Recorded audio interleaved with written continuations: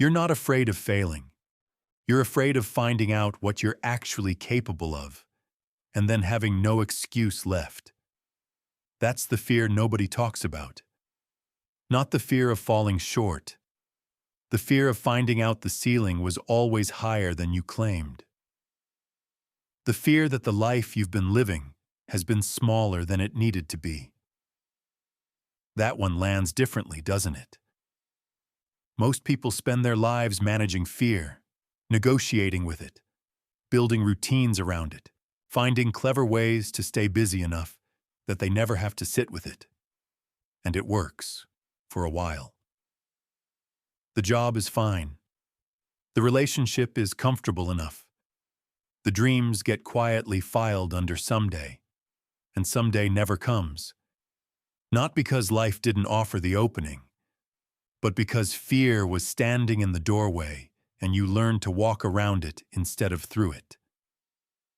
Here's what this book is actually about. Not eliminating fear. You cannot eliminate fear any more than you can eliminate hunger or exhaustion. Fear is biological. It is ancient. It was keeping your ancestors alive long before language existed. What you can change is your relationship to it, completely. I've spent years watching people sabotage the exact things they wanted most. Not out of laziness, not out of weakness, out of a misunderstanding so fundamental that fixing it changes everything downstream. The misunderstanding is this: fear is information, not instruction. It tells you something true. It does not tell you what to do. That distinction between a signal and a command is the entire architecture of this book. What follows isn't motivation. It's a map. A psychological map of how fear operates inside you, where it hides, what it costs you when you avoid it, and what becomes possible when you stop. Each chapter is one shift, not a lesson, a shift. The kind that, once made, you cannot unmake. You won't come out of this fearless. You'll come out of this different. And that's the only thing that actually matters. Before we begin, if you're done waiting for motivation to find you, hit like. Not for me, for you. And subscribe only if you're serious about building the version you keep talking about. Chapter 1. The signal you keep ignoring. You open the email, you read it twice. The opportunity is real, the kind you've told yourself you wanted. And then, without fully deciding to, you close the tab. You'll come back to it. You don't come back to it. That moment, that small, almost invisible flinch, that's where this begins. Most people interpret that flinch as a sign, a warning, proof that they're not ready, not qualified, not the kind of person who does things like that. They build an entire story around a single physiological reaction that lasted less than a second. And the story becomes the reason, and the reason becomes the life. Here's what's actually happening in that moment. Fear is not random. It is surgically precise. It does not attach itself to things you don't care about. You don't lose sleep over failing at something that means nothing to you. You don't feel your chest tighten when you're about to do something that holds no weight. Fear only shows up when something matters, and the intensity of the fear is almost directly proportional to how much it matters. Think about that. Your fear is a map of your values.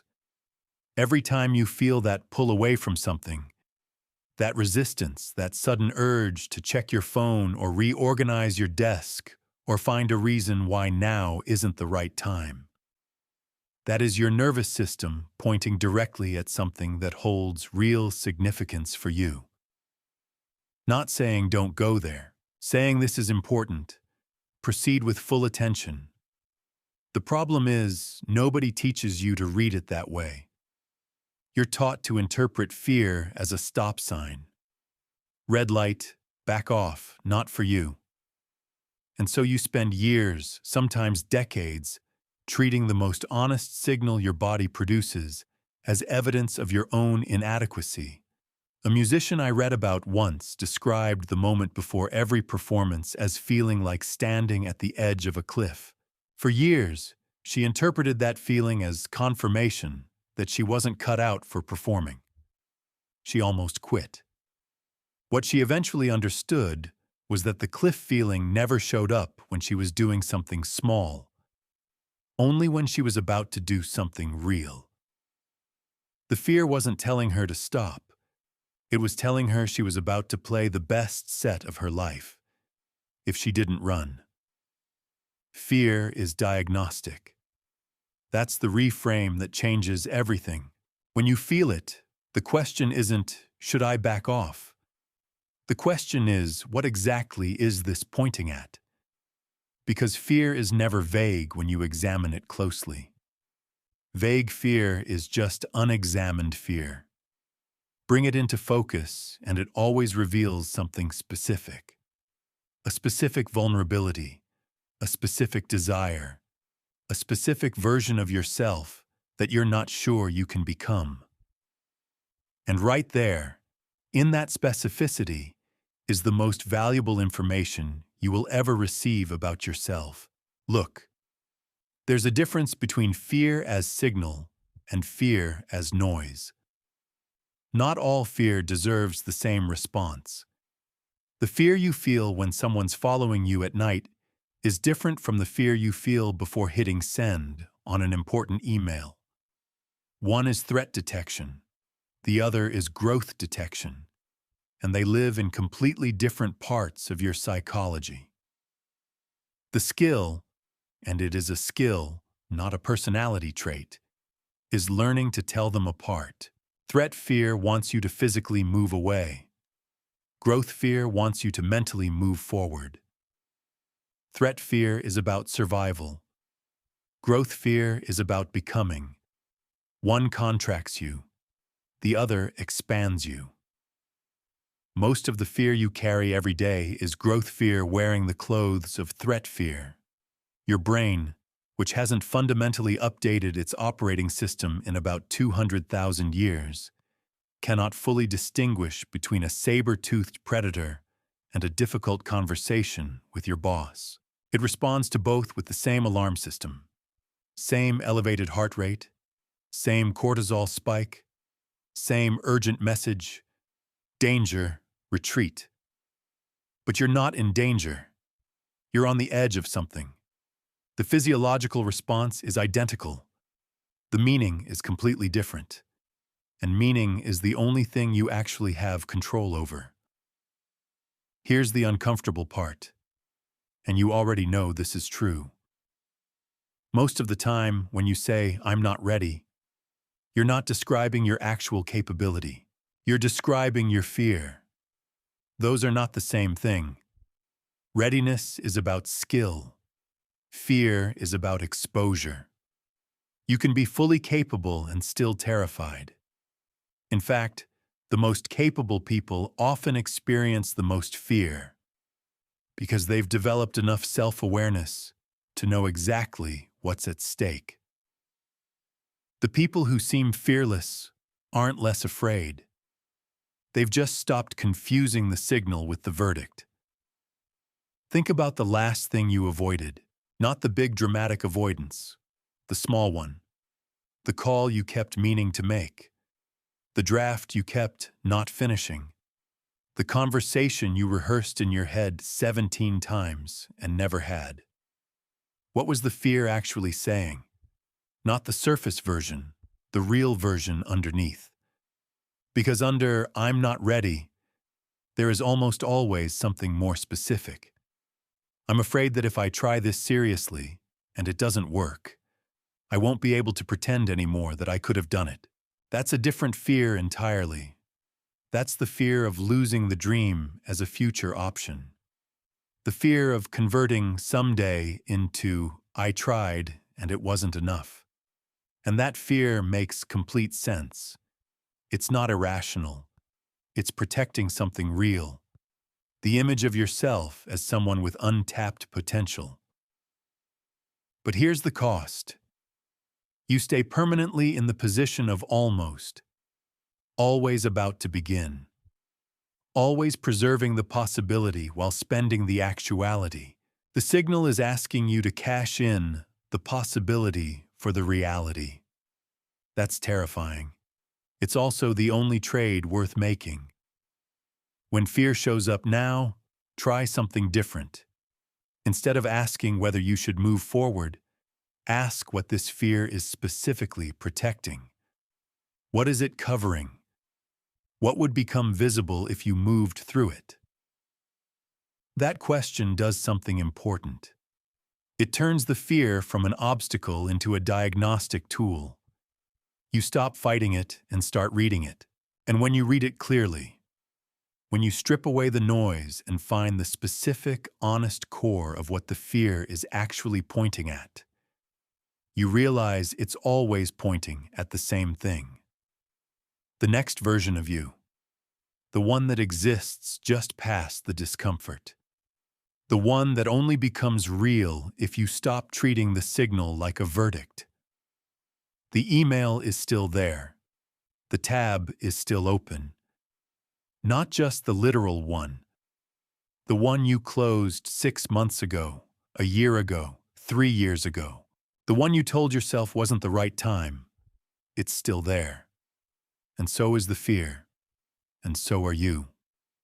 The only question left is whether you read it as a warning or a compass. Chapter 2. Your body knew first. Your hands are cold. Your jaw is slightly clenched.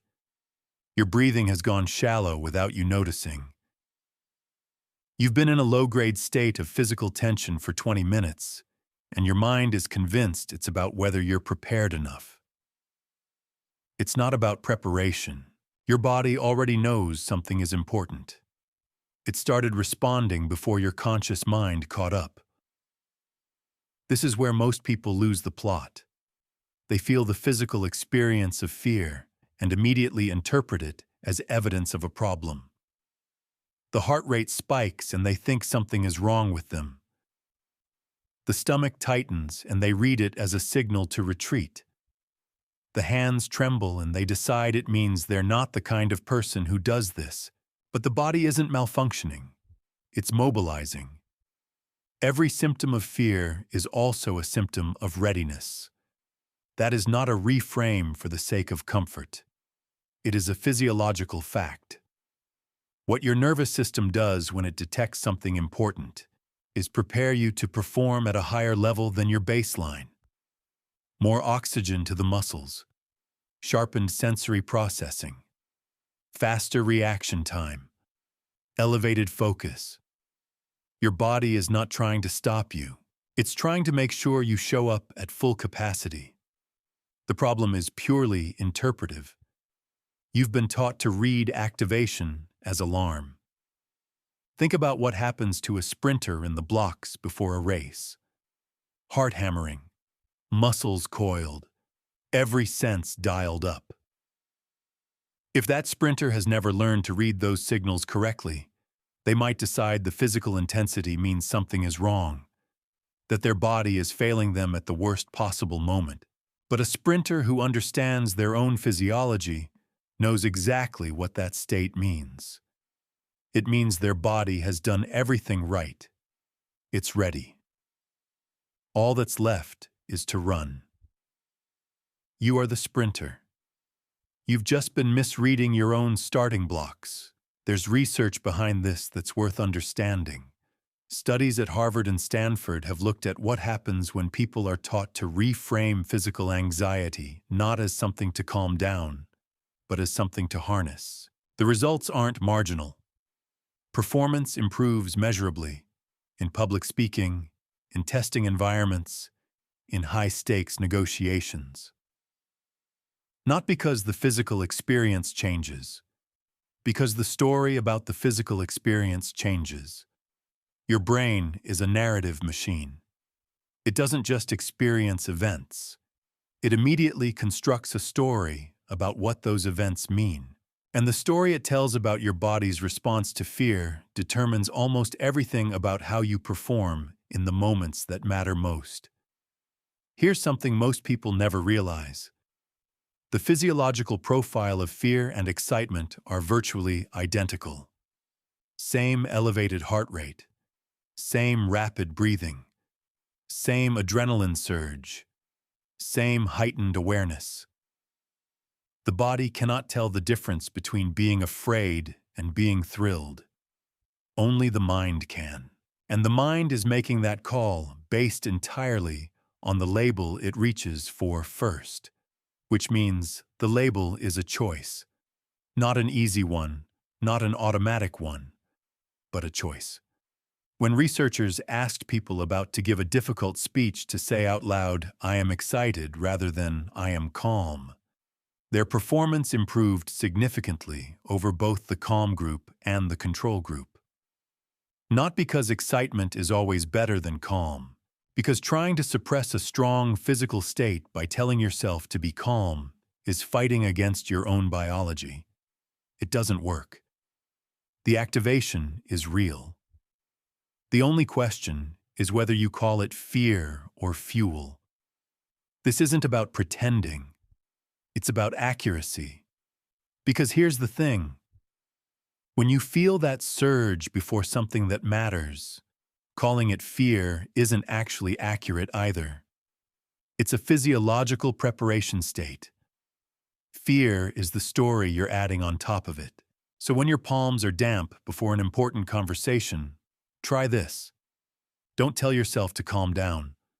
Don't try to slow your heart rate through sheer willpower.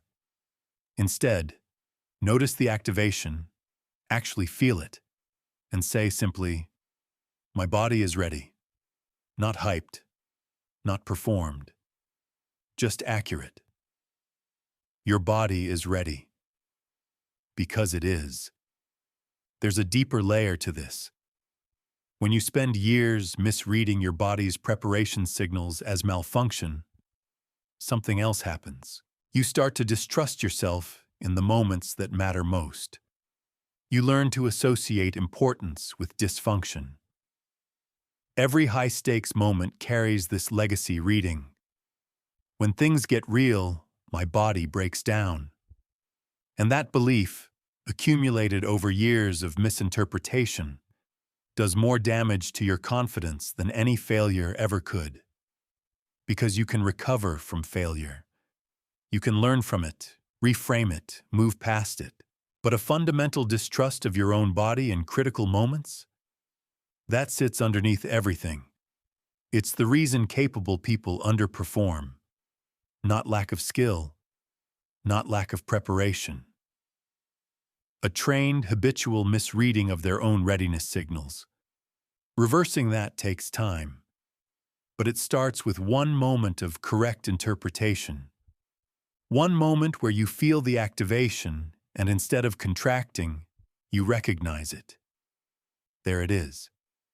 That's my body doing its job.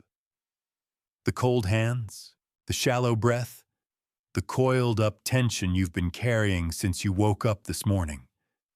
That's not a problem to solve before you can begin. That's the beginning. Chapter 3. The Cost of Running. It's the third week you've moved the same task to tomorrow. You're not even aware you're doing it anymore. It has its own slot in your routine now. The thing that lives permanently at the top of tomorrow's list. That's not procrastination. That's a relationship. You've built a relationship with avoidance.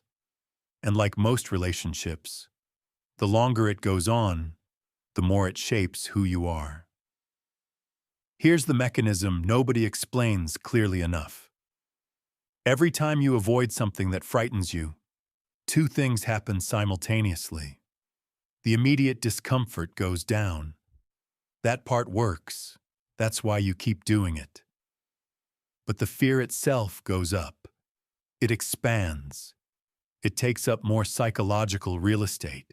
What started as a manageable unease becomes, over months and years, something that feels genuinely immovable. Avoidance doesn't reduce fear. It teaches fear that it's justified. Every retreat sends a message to the deepest layers of your nervous system. The message is, that thing really was dangerous. I ran, therefore it was worth running from. And your brain, which is always updating its threat model based on your behavior, files that information away.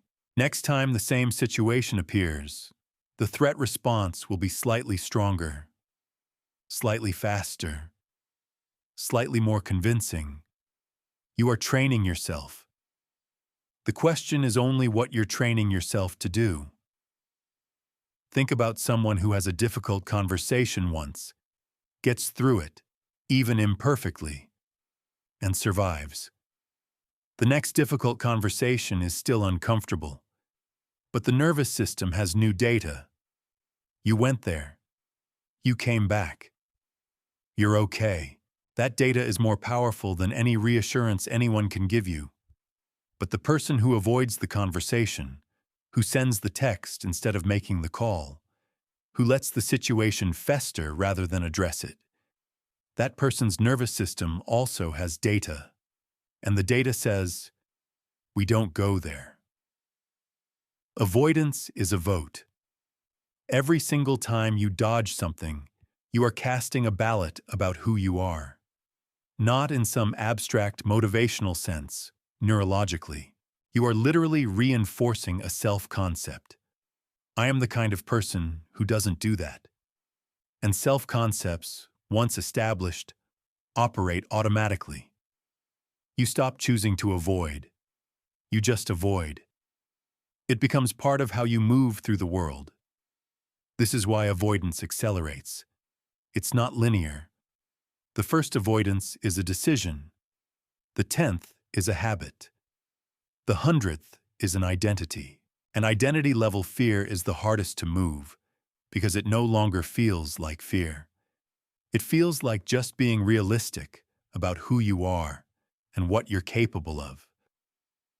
The most insidious part is how reasonable avoidance always sounds. I'm not ready yet. The timing isn't right. I need more information. I'll feel better about it after I've prepared more.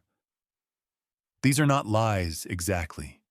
They're just fear wearing the clothes of wisdom. And fear in wisdom's clothes is almost impossible to argue with, because the arguments it makes are always technically plausible. You probably know someone, maybe you are someone, who has been almost ready for years. Almost ready to have the conversation, almost ready to make the move, almost ready to start the thing. The preparation is real, the intention is genuine, but the execution keeps landing just over the horizon, because the goal was never actually to become ready. The goal, unconscious, unacknowledged, was to have a reason that sounded responsible for not going. Here's the uncomfortable truth, and sit with it for a second. Most of the time, when you're waiting to feel ready, you're not waiting to gain a capability. You're waiting for the fear to go away on its own, and it won't. It never does. Fear does not expire from being ignored. It matures. The only thing that actually reduces fear, not eliminates it, reduces it, is exposure.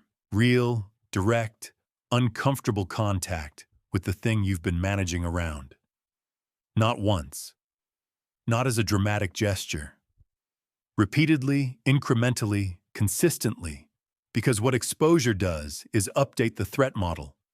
It gives your nervous system real data instead of imagined data. And imagined data is always worse than reality. Your brain, left alone, will construct the worst possible version of what might happen. It will build a detailed, emotionally convincing picture of catastrophe. Not because it's trying to hurt you, because it's trying to protect you by overestimating risk.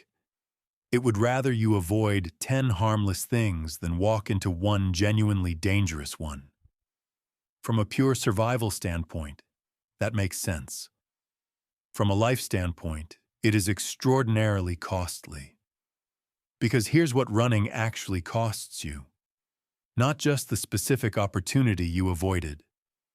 The compound effect of who you don't become. Every avoidance is a door you don't walk through. And on the other side of that door was a version of you that knew something you currently don't. Had a capability you currently lack. Carried a confidence that only comes from having gone through something hard and come out the other side. You can't buy that. You can't think your way to it.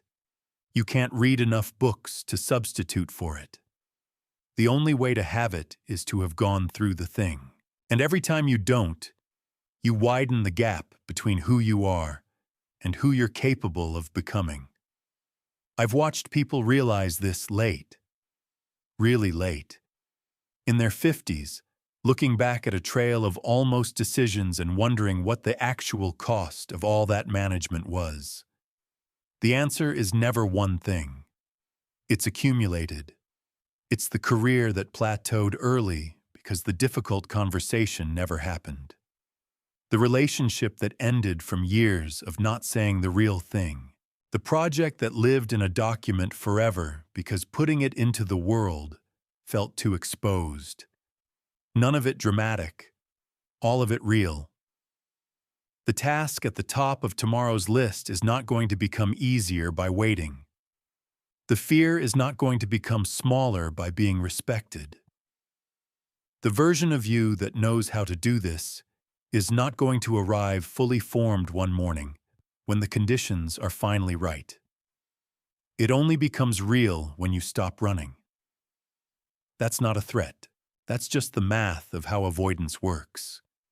And the math has never once worked in favor of the person doing the avoiding. Chapter 4. Redirecting the current picture. A dam holding back a river. The water doesn't disappear because it's blocked. It builds. Pressure accumulates against the wall. The structure holds until it doesn't. And when it goes, it doesn't go gently. That's what suppressed fear energy does inside you. Most people think the goal is to calm down, to reduce the intensity, to get the heart rate down, the thoughts quieter, the body back to baseline before they can function. And so they suppress. They push down. They breathe carefully and tell themselves to relax and wait for the feeling to pass. Sometimes it works enough to get through the moment, but the energy doesn't go anywhere. Energy doesn't disappear. This isn't philosophy. It's physics. The activation your body generates in response to something important is real metabolic energy. Hormones released, neural pathways lit, muscles primed. You cannot think that away. You cannot meditate it into nothing. It exists, and if you don't give it a direction, it will find one on its own. Usually an unhelpful one. Suppressed fear energy is where anxiety lives. That persistent, low-grade, sourceless unease that follows some people everywhere. The 2 a.m. thoughts that don't attach to anything specific. The irritability that surfaces at people who don't deserve it. The exhaustion that isn't about sleep. These aren't separate problems. They're what happens when significant energy gets generated repeatedly and has nowhere to go except inward. You've been taught to treat anxiety as a mental health problem to be managed. Sometimes it is, but often, far more often than people realize, it's fear energy with no outlet. It's activation without direction. It's a current with no place to flow. The solution is not suppression, it's redirection. Think about what an athlete does the night before the biggest competition of their career. They don't try to feel nothing.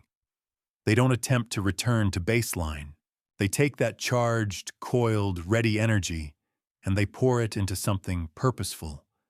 One final visualization, a meticulous equipment check, a training ritual that says to the body, yes, something big is happening, and we are pointed at it. They don't dam the river. They aim it. You can do this with every form of fear energy you carry.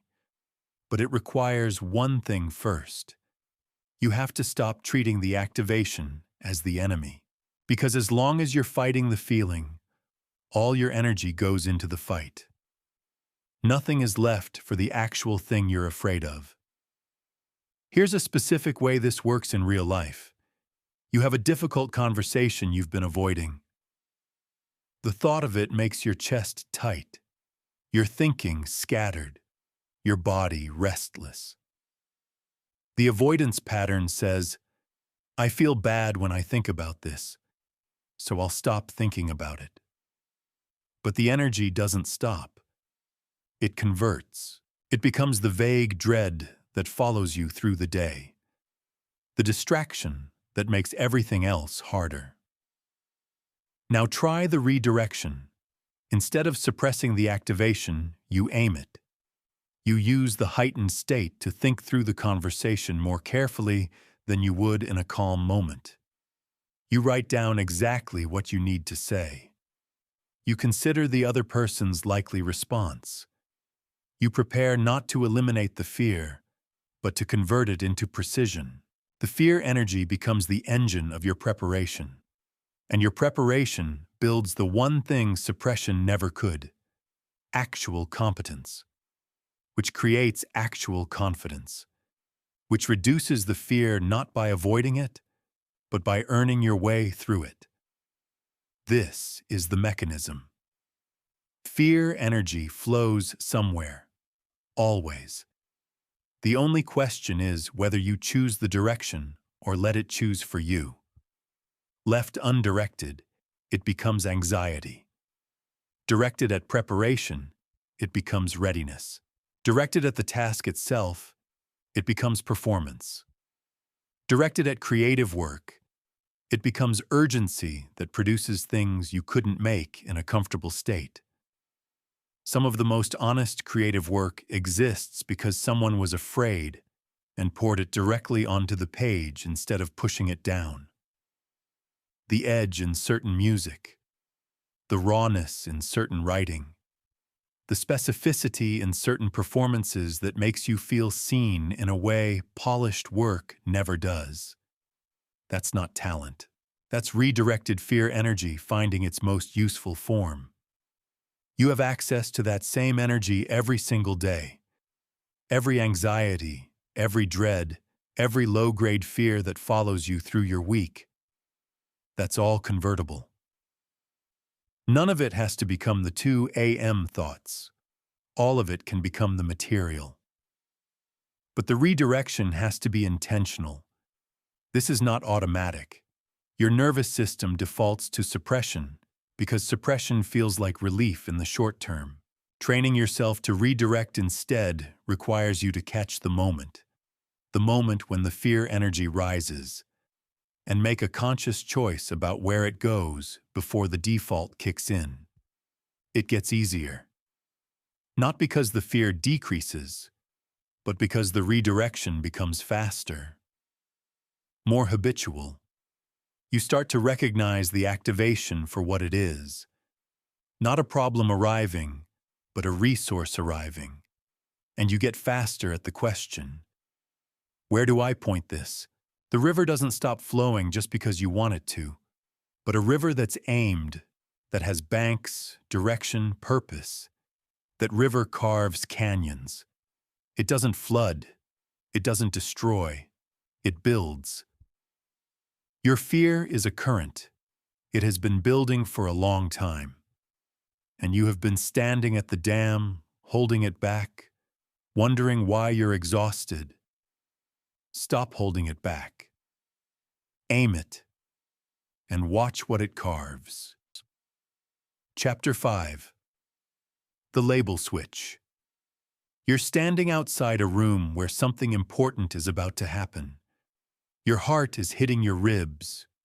Your breath is high in your chest.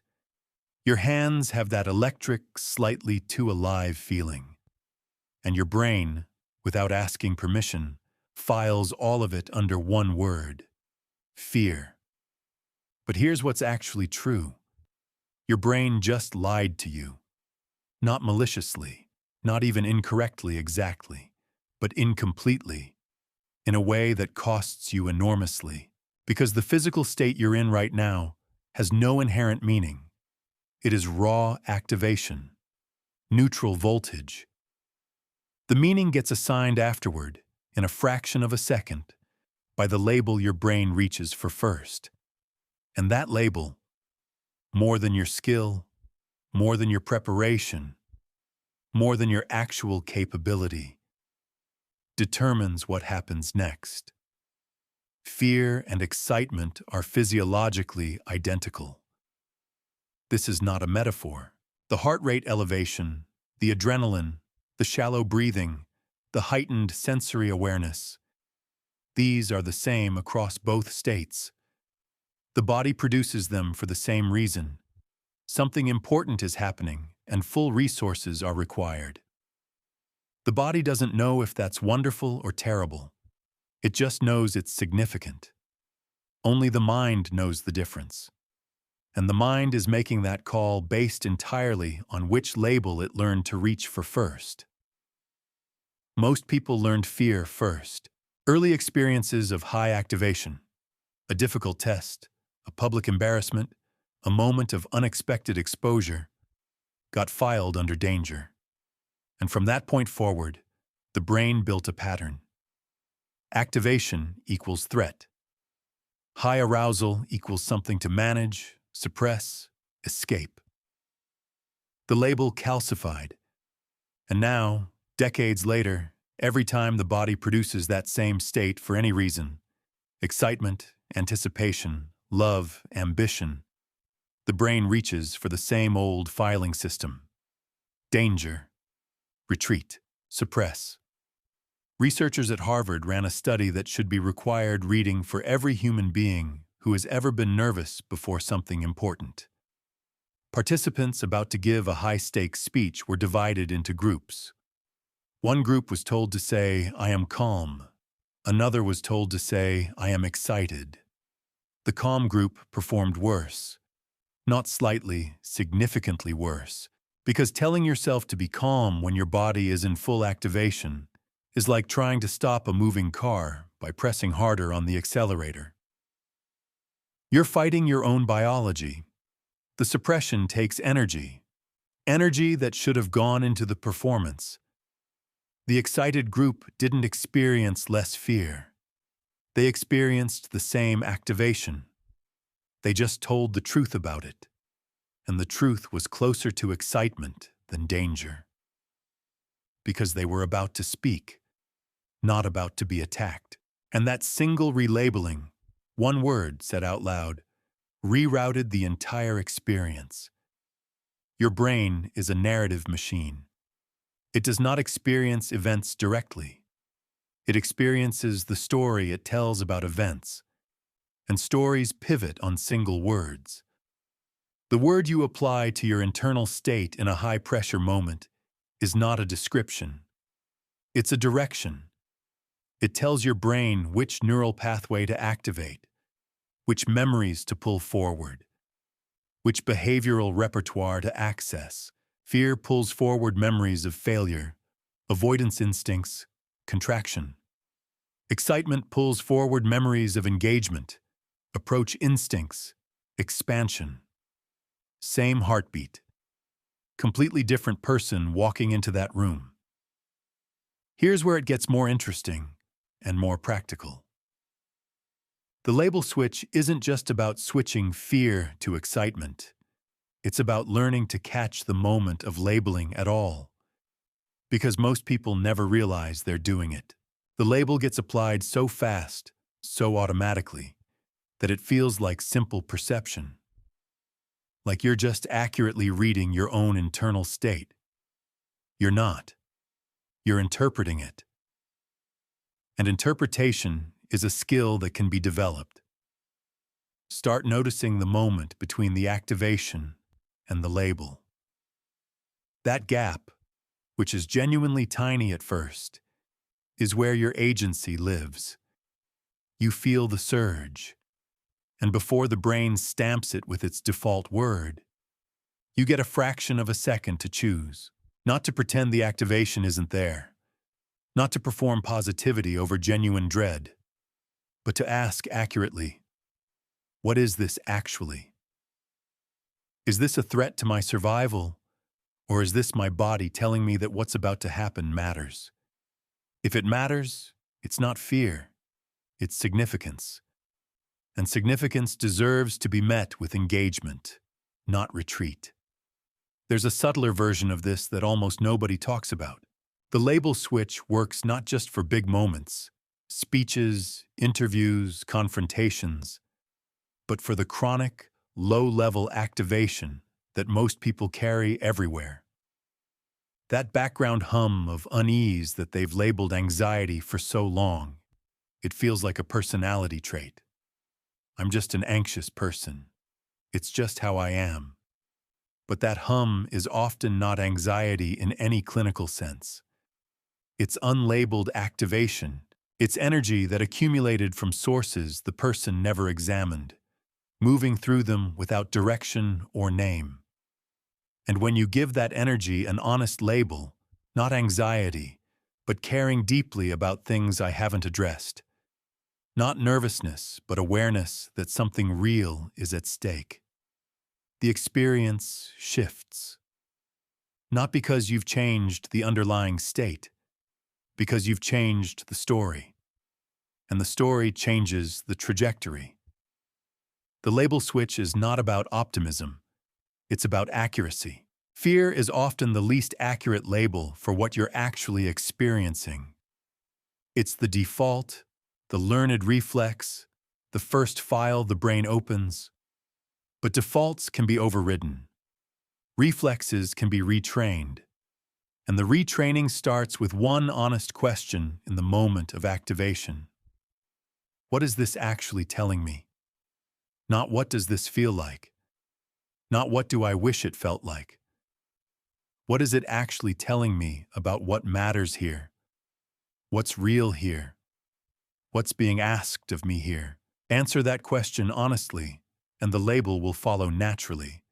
And the label will be truer and more useful than fear almost every time. Because here's the thing about fear as a label. It has a built-in instruction. Stop. Fear says something dangerous is here. Move away. Protect yourself. And that instruction made perfect sense for 100,000 years of human history when the dangerous thing could eat you. But you're not about to be eaten. You're about to walk into a room where something important might happen. And the instruction you need is not stop. It's go. Fully, committedly, with everything you have. Change the label. Change the instruction. Change what walks through that door. Chapter 6. What the heart knows before the brain catches up. You've met someone once and known instantly, not liked, not attracted, just known, that this person was going to matter. You couldn't explain it. There was no data. Your brain had nothing to work with. But something registered, precise and certain, before a single word was exchanged. That wasn't mysticism. That was a different kind of intelligence operating. The brain processes approximately 11 million bits of information per second. Your conscious mind handles about 40. The rest, the overwhelming majority of everything your nervous system is taking in, gets processed below the threshold of awareness. Patterns recognized, signals integrated, conclusions reached, all without your conscious participation. And sometimes, when something significant enough surfaces from that processing, you feel it. Not as a thought, as a knowing. Most people have been taught to dismiss this, to run it through the logic filter and discard anything that doesn't survive. And logic is valuable, genuinely, practically valuable. but it has a specific and significant limitation. It can only work with information you're consciously aware of. It cannot access the 40 million bits happening below the surface, which means logic on its own is working with a fraction of the available data. Intuition is working with the rest. This is not a case for abandoning reason. It's a case for understanding what each instrument is actually measuring. Logic measures what you know you know. Intuition measures what you know without knowing how you know it. They're not in competition. They're measuring different things. The mistake is using only one of them for decisions that require both. Here's where this gets practically important. There's a specific kind of fear that shows up when you're about to make a decision that's logically sound but internally wrong. The job that pays well and ticks every sensible box, but leaves you with a heaviness you can't justify. The relationship that looks right on paper, but carries a persistent, sourceless unease. The path that everyone around you endorses and that some part of you can't fully enter. That discomfort is not irrationality. It's signal. It's the 40 million bits telling you something the conscious 40 haven't caught yet. And the reverse is equally true. There's a specific quality to the feeling of moving towards something right, even when it's frightening, even when it's illogical, even when every practical argument points away from it. A rightness underneath the fear. Not comfort, rightness. Those are completely different things. Comfort is the absence of friction. Rightness is the presence of alignment. You can feel terrified and aligned simultaneously. The fear is about exposure. The rightness is about direction. Learning to distinguish those two is one of the most important skills you will ever develop. Here's the thing about intuition that logic-dominant people consistently get wrong. Intuition is not the opposite of intelligence. It is the product of accumulated experience processed faster than conscious thought allows. When someone who has spent 20 years in an industry gets a bad feeling about a deal, that feeling is not random. It's pattern recognition operating at a speed the conscious mind can't match. The gut feeling is a compressed analysis of thousands of relevant data points. It just doesn't arrive with citations. The problem is that in a world that rewards explicit reasoning, feelings without citations get dismissed. You can't put intuition in a presentation. You can't defend it in a meeting. So people learn to override it, to produce the logical rationale that everyone will accept, even when something underneath is quietly, persistently saying no. And years later, they look back at the decisions that cost them most and realize they knew. They knew before they agreed, before they signed, before they said yes when the honest answer was somewhere between no and not this. They knew and they talked themselves out of it because knowing without being able to explain felt like weakness. It isn't weakness. It's information from a part of you that deserves to be heard. There's a quality to the heart's voice that distinguishes it from the brain's noise. The brain is loud. It argues. It produces lists and counterarguments and catastrophic projections and elaborate justifications for whatever it's already decided. It fills the space completely. The heart, the intuitive signal, the deeper knowing, doesn't compete with that. It doesn't argue back. It just persists. It's there in the morning before the noise starts. It's there in the quiet after the arguments have exhausted themselves. It doesn't get louder when you ignore it. It just stays, patient, consistent, underneath everything. The people who trust it consistently describe the same experience. The decision that looked insane from the outside felt inevitable from the inside. Not easy, not comfortable, inevitable. like something that was already true before they said yes to it. That quality of inevitability is worth learning to recognize. It doesn't feel like certainty exactly. It doesn't promise a good outcome. It just has a weight to it, a solidity that the brain's arguments, however convincing, never quite produce.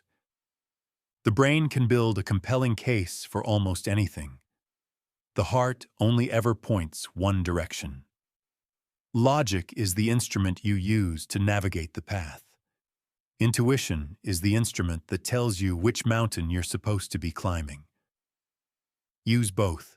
But when they disagree about direction rather than method, when the logic says this is smart and the heart says this is wrong, the heart has a better track record than most people allow themselves to admit. You already know this. You've already had moments where you overrode the signal and paid for it, where everything made sense and something felt off and you went ahead anyway because you couldn't explain the feeling. And afterward, in the clarity that only comes after a mistake, you could see exactly what the signal was pointing at. You knew. You just didn't trust yourself enough to act on it. Start trusting it. Not blindly. Not as a replacement for thought, but as a full participant in the decisions that shape your actual life. The knowing is already there. It was there before you finished reading this sentence. Chapter 7. The Voice Under the Noise. Your phone is within arm's reach right now, probably face up, probably checked within the last 20 minutes. And if someone asked you why you check it that often, you'd say habit, or staying connected, or just in case. All of which are true, none of which are the whole truth. The whole truth is that the phone is a noise machine, and the noise is the point, not as a criticism, as an observation about something almost every person alive does in one form or another. The noise keeps you from having to hear what's underneath. The constant intake of information, stimulation, other people's lives, other people's problems, other people's opinions, all of it creates a cognitive environment so full that the quiet voice doesn't stand a chance. And that's not accidental. Some part of you knows exactly what's waiting in the silence, which is why you fill the silence so efficiently. Here's what's actually in there. Not some mystical truth, not a revelation. Usually something much simpler, much more specific, and much more honest than anything you'd find on a screen. It's the awareness that you've been going through motions in a relationship that stopped feeling real 8 months ago. It's the knowledge that the career you've built is genuinely impressive and genuinely wrong for you. It's the understanding that you've been performing a version of yourself for so long, you've partially forgotten what the original felt like. You're not confused about what you want. You're afraid of what the answer means. That's not the same thing. Confusion is a cognitive state. You lack information. Fear of clarity is a different animal entirely. You have the information. You just know that if you let yourself fully hear it, you'll be obligated to do something about it. And doing something about it is expensive. It costs comfort, approval, safety, the version of your life that other people have gotten used to and will resist seeing changed. So you stay busy, not lazily, not carelessly, strategically. The busyness is a defense mechanism, not against the world, against yourself. This is one of the more uncomfortable recognitions in this book, and I want to be direct about it. The people who say they don't know what they want have often decided, not consciously, but effectively, that not knowing is safer than knowing. Because not knowing keeps options open. It preserves the idea that the right life is still out there somewhere, not yet chosen, not yet risked. The moment you let yourself hear the real answer, the real desire, the actual direction, that moment closes certain doors. And some part of you knows exactly which doors. Getting quiet enough to hear yourself is an act of courage. A specific, underrated, genuinely difficult kind of courage that gets almost no credit because it's invisible. Nobody sees you turn off the podcast and sit with your own thoughts for 12 minutes. Nobody applauds you for putting the phone down before bed and just staying with what comes up. But what comes up in those moments is more honest and more valuable than almost anything you'll find in the noise. The voice under the noise doesn't speak in speeches. It doesn't arrive with context and explanation and fully formed arguments. It speaks in small, specific, almost dismissible moments. The half-second of recognition when you're doing something that feels true. The slight heaviness that settles in when you're doing something that doesn't. The thought that surfaces unwanted at 6 a.m. before the day's noise has started. The thing you almost say and then don't. These are not random. They're a signal, and they're consistent. The same signal keeps showing up in different clothes because it's trying to reach you. It has been trying to reach you for a while. Most people, if they're honest, can trace their clearest inner signal back years. The same knowing, the same direction, showing up repeatedly, quietly dismissed, efficiently buried, but never actually gone. Practical silence is not complicated, but it has to be genuine. 10 minutes of sitting with your thoughts, while half your attention stays alert for a reason to check your phone, is not silence. It's noise with better posture. Real silence means deciding, for a specific amount of time, that you will not reach for anything external to fill the space, and then tolerating what surfaces without immediately analyzing it, fixing it, or filing it away. Just let it be there. What's the first honest thought that appears when you stop managing your own mind? For some people, the first thing that appears is sadness. Not dramatic grief. The quiet, familiar kind that you've been carrying for so long you've started mistaking it for your personality. For others, it's restlessness. That persistent sense that something is waiting that hasn't started yet. For others, it's clarity. Sudden, almost uncomfortable in its simplicity. You know exactly what you need to do. You've known for a while. You just needed to get quiet enough to stop arguing with it. Whatever surfaces, the practice is the same. Hear it. Don't immediately act on it. That's not the point. Don't immediately dismiss it. That defeats it entirely. Just hear it. Give it the dignity of your full, undistracted attention for a few minutes. Because the signal that has been trying to reach you through years of noise deserves at least that much. The voice under the noise is not wise in the way advice is wise. It doesn't offer strategies or frameworks.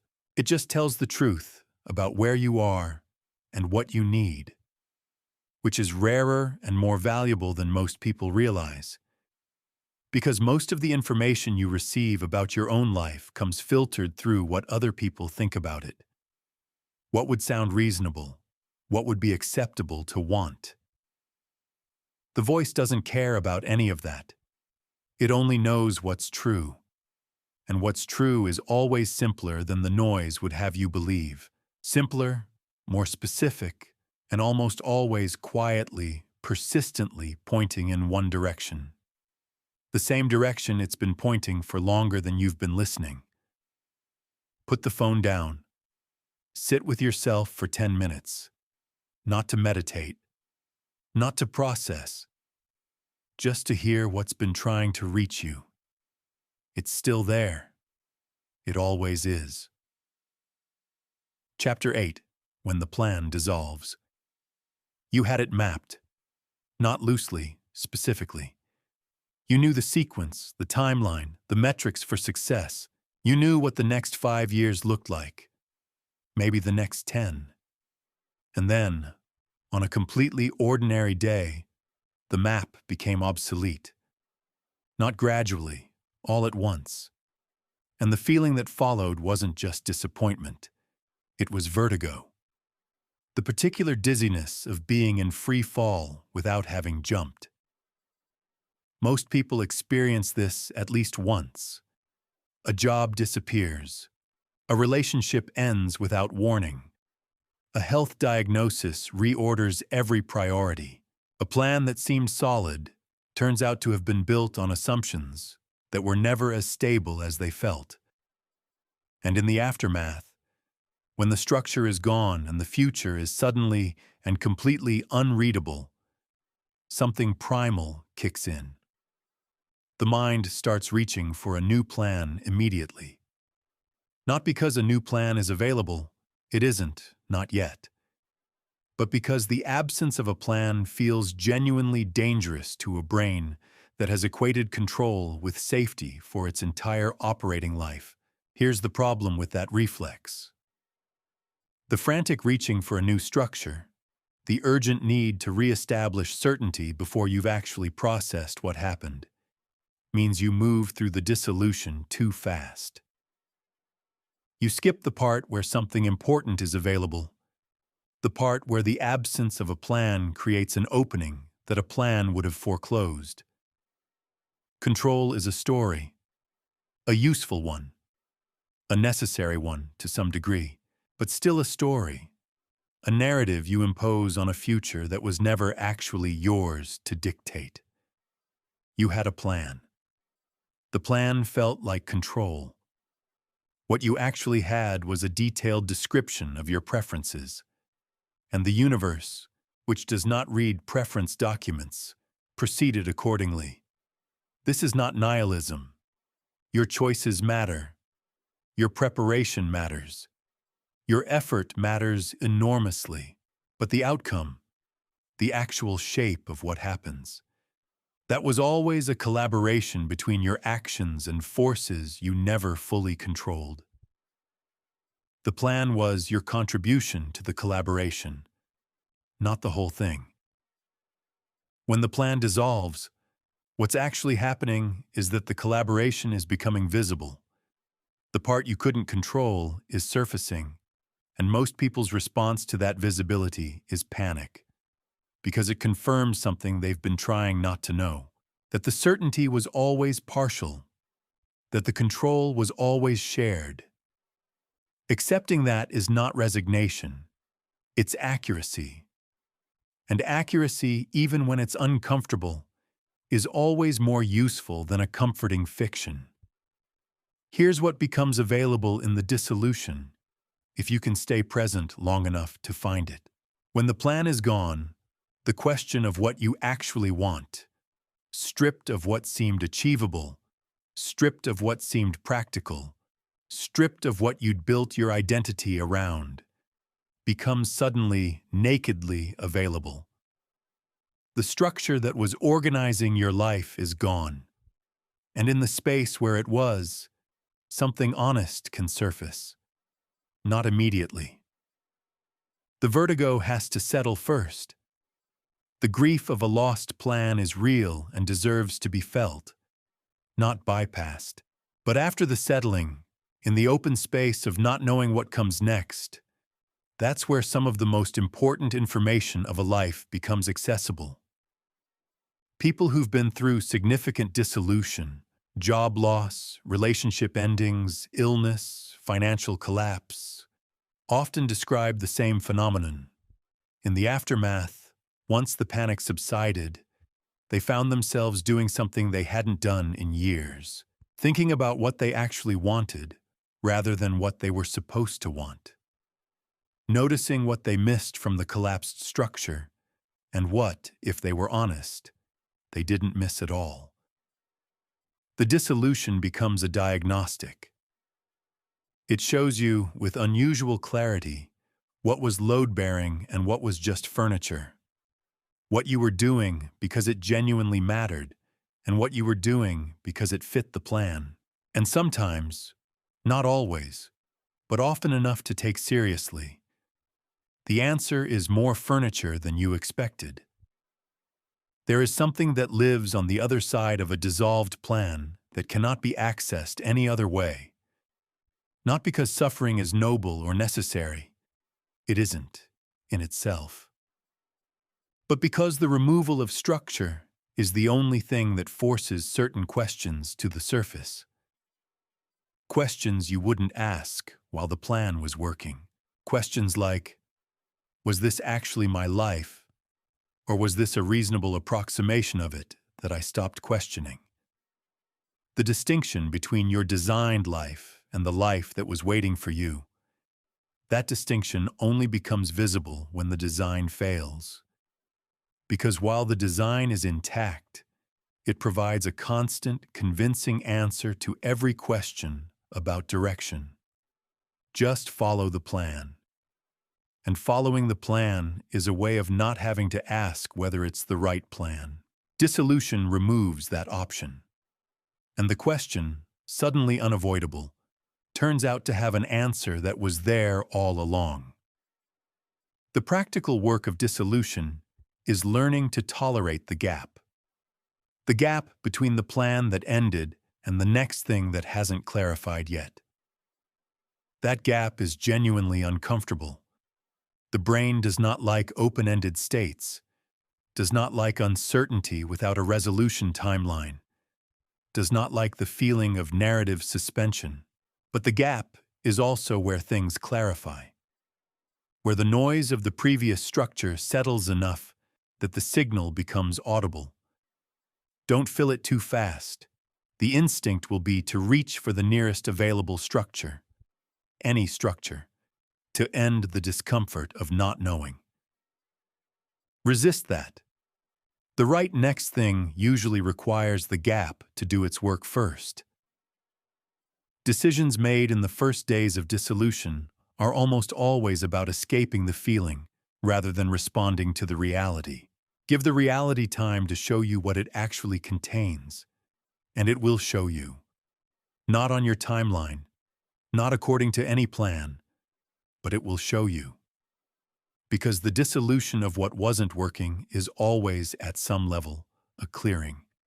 Not comfortable, not requested, but necessary in a way that only becomes fully apparent in retrospect.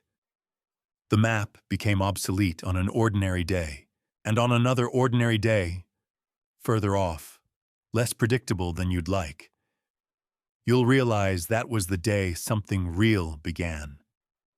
You just couldn't see it from inside the vertigo. Chapter 9. The Uncertainty Appetite. Certainty is the enemy of growth dressed up as safety. You don't feel it that way. It feels like wisdom, like prudence, like being a responsible adult who thinks things through. But underneath the careful planning and the risk assessment, and the need to know how it ends before it begins, there is something that costs you more than any failed venture ever could. The unlived version of your life. Most people have a tolerance for uncertainty the way they have a tolerance for physical discomfort. Some can sit with not knowing for a while before the anxiety becomes unbearable. Others can barely tolerate a single unresolved question before they're reaching for closure. Any closure, even false closure, just to end the open-ended feeling. And like physical tolerance, this capacity is not fixed. It is trainable, which means the ceiling of what's available to you, professionally, creatively, relationally, expands or contracts directly with your willingness to sit inside uncertainty without collapsing. This is the thing about uncertainty that nobody frames correctly. It isn't just a feeling to be managed. It is a skill to be developed. And the development of it is the single most reliable predictor of whether someone builds a meaningful life or a merely comfortable one. Here's what low uncertainty tolerance actually looks like in practice. You're offered an opportunity that's genuinely interesting but structurally ambiguous. The outcome isn't clear, the path isn't mapped, the result could be excellent or could be nothing. And instead of engaging with the actual substance of the opportunity, you spend your energy trying to resolve the ambiguity. You ask questions designed not to gather information, but to obtain reassurance. You research until you find a reason to say no that sounds responsible. You wait for a sign that never comes because signs don't exist. Only decisions and their consequences do. And the opportunity moves on. And you tell yourself you were being careful. You were being afraid. Those are not the same thing. The appetite for uncertainty, the genuine capacity to stay engaged and functional inside not knowing, is what separates people who attempt things from people who achieve them. Not talent, not resources, not connections or timing or luck. The willingness to move forward without the guarantee. Because guarantees don't exist. They never did. Every person who has ever built anything real built it inside uncertainty. The certainty only arrived in retrospect, narrated backward onto a story that was genuinely unknown while it was happening. Think about water. Specifically, think about what water does when it encounters an obstacle. It doesn't stop. It doesn't retreat to a known path. It finds the available space and moves into it. The obstacle changes the direction, but not the movement. Water doesn't require certainty about where it's going. It requires only the absence of resistance to what's in front of it. Your capacity to move through life works the same way when you stop requiring the path to be visible before you step onto it. Here's the deeper psychology. Low uncertainty tolerance is almost never about the specific unknown in front of you. It's about a learned relationship with not knowing that was established much earlier. For most people, uncertainty became threatening in childhood. Not because uncertainty itself is dangerous, but because certain environments made unpredictability synonymous with pain. When you couldn't predict a parent's mood, when inconsistency meant instability, when the unknown carried a genuine threat of emotional or physical harm. In those environments, certainty-seeking was adaptive. It was the right response to real conditions. But you're not in those conditions anymore. The uncertainty you face now, career decisions, relationship risks, creative exposure, doesn't carry the same consequences as the uncertainty you learned to fear. Your nervous system, however, hasn't fully updated. It still treats ambiguity as danger.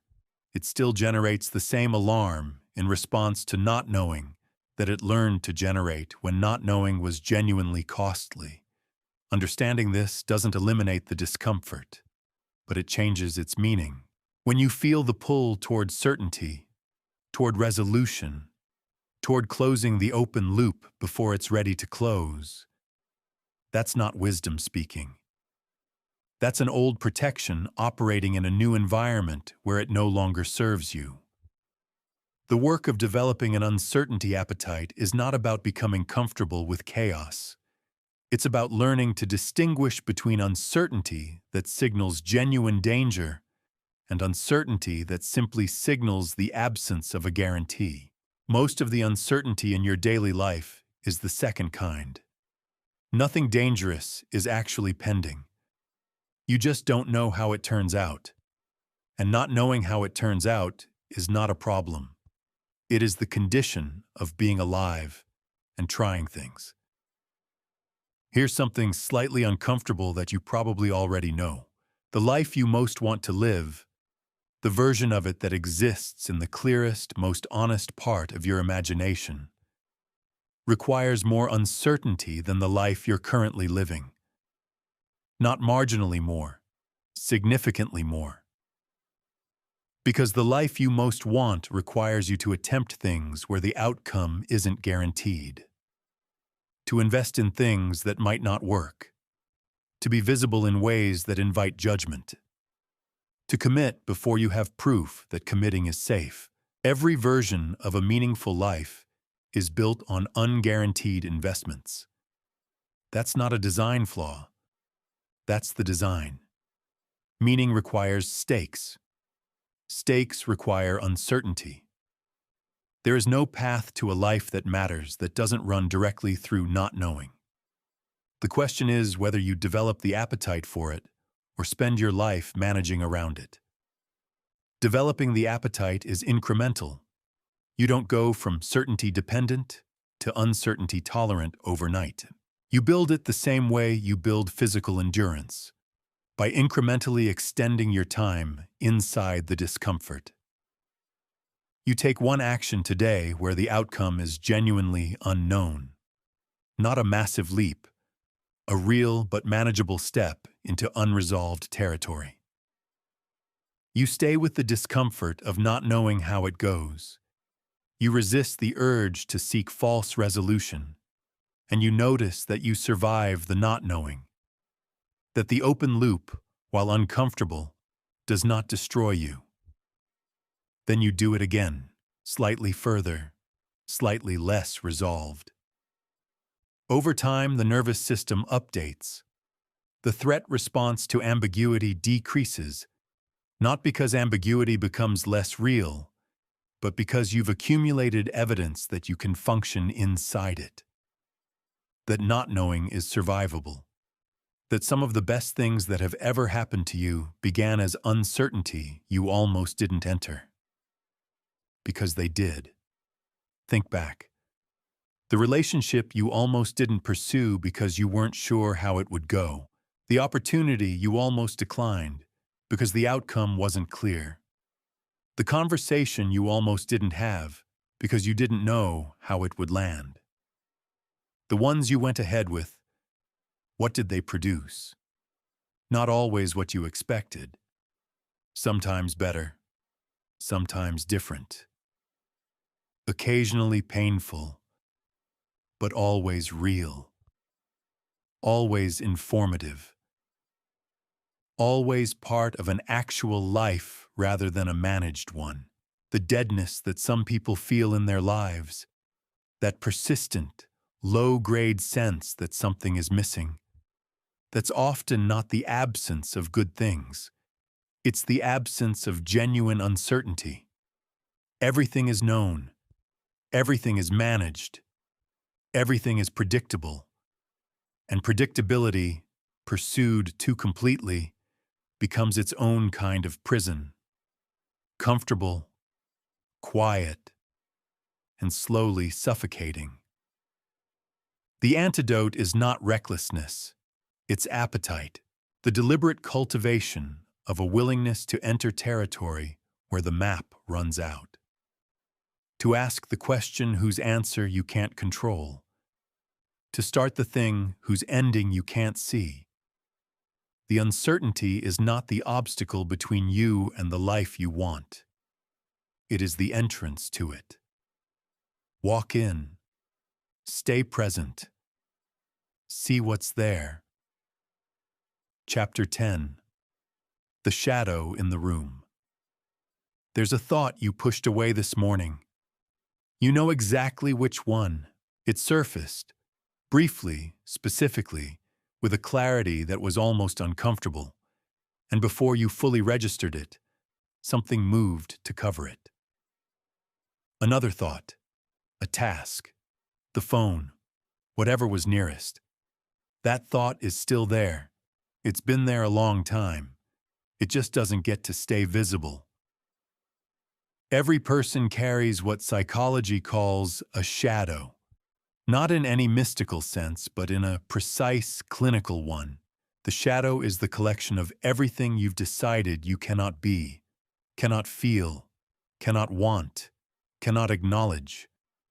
Not because those things aren't real, because at some point, accepting them felt more dangerous than denying them. So you built a room for them in the back of the house, and you locked the door, and you got very good at not walking down that hallway. The problem is they're still in there, and they don't stay quiet. The shadow doesn't express itself honestly. It's too well contained for that.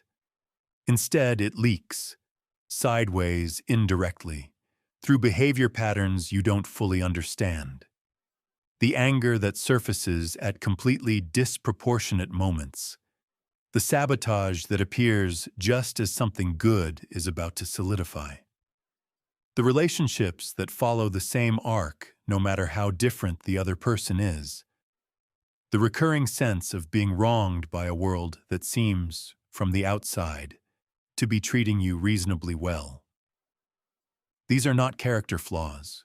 They're messages from the locked room. They're the shadow's only available language, because you've denied it the direct one. Here's the mechanism. When something gets pushed into shadow, a fear, a desire, an aspect of your personality, a memory with too much charge, it doesn't lose its energy. It retains full energy. It just loses conscious direction. So it moves underground. It operates through your behavior without your permission or awareness. You act from it without knowing you're acting from it. You make decisions you don't fully understand. You react in ways that surprise even you. And because the behavior is disconnected from its actual source, you can't change it through willpower or intention. You can't resolve something you won't look at. The shadow has to be seen before it can be integrated. And integration, not elimination, integration, is the only thing that actually works. Shadow material is not the same for everyone, but certain categories appear reliably across human experience. The anger you were taught was unacceptable, so you learned to perform patience while it accumulated underneath. The grief you never processed because vulnerability wasn't safe, so it converted to numbness or to an inexplicable brittleness that appears when you're touched too directly. The ambition you suppressed because wanting too much felt dangerous or selfish, so it emerges sideways as resentment toward people who want openly. The shame from something you did or that was done to you, something you've never said out loud to anyone, that quietly organizes an enormous amount of your behavior around making sure no one ever gets close enough to find it. These are the fears that run your life, not the ones you can name easily, not the fears you're comfortable discussing over dinner. The ones that live in the locked room, the ones that haven't been in the light for years. And here is the thing about darkness and things that live in it. In the dark, they grow. They do not stay the size they were when you put them away. They expand. They become more powerful in the avoidance. The shame you buried at 20 has been quietly organizing your behavior for a decade. The grief you bypassed has calcified into something that looks, from the outside, like coldness or distance or emotional unavailability. The anger you suppressed has been running just below the surface, pressurizing everything, waiting for a container thin enough to breach.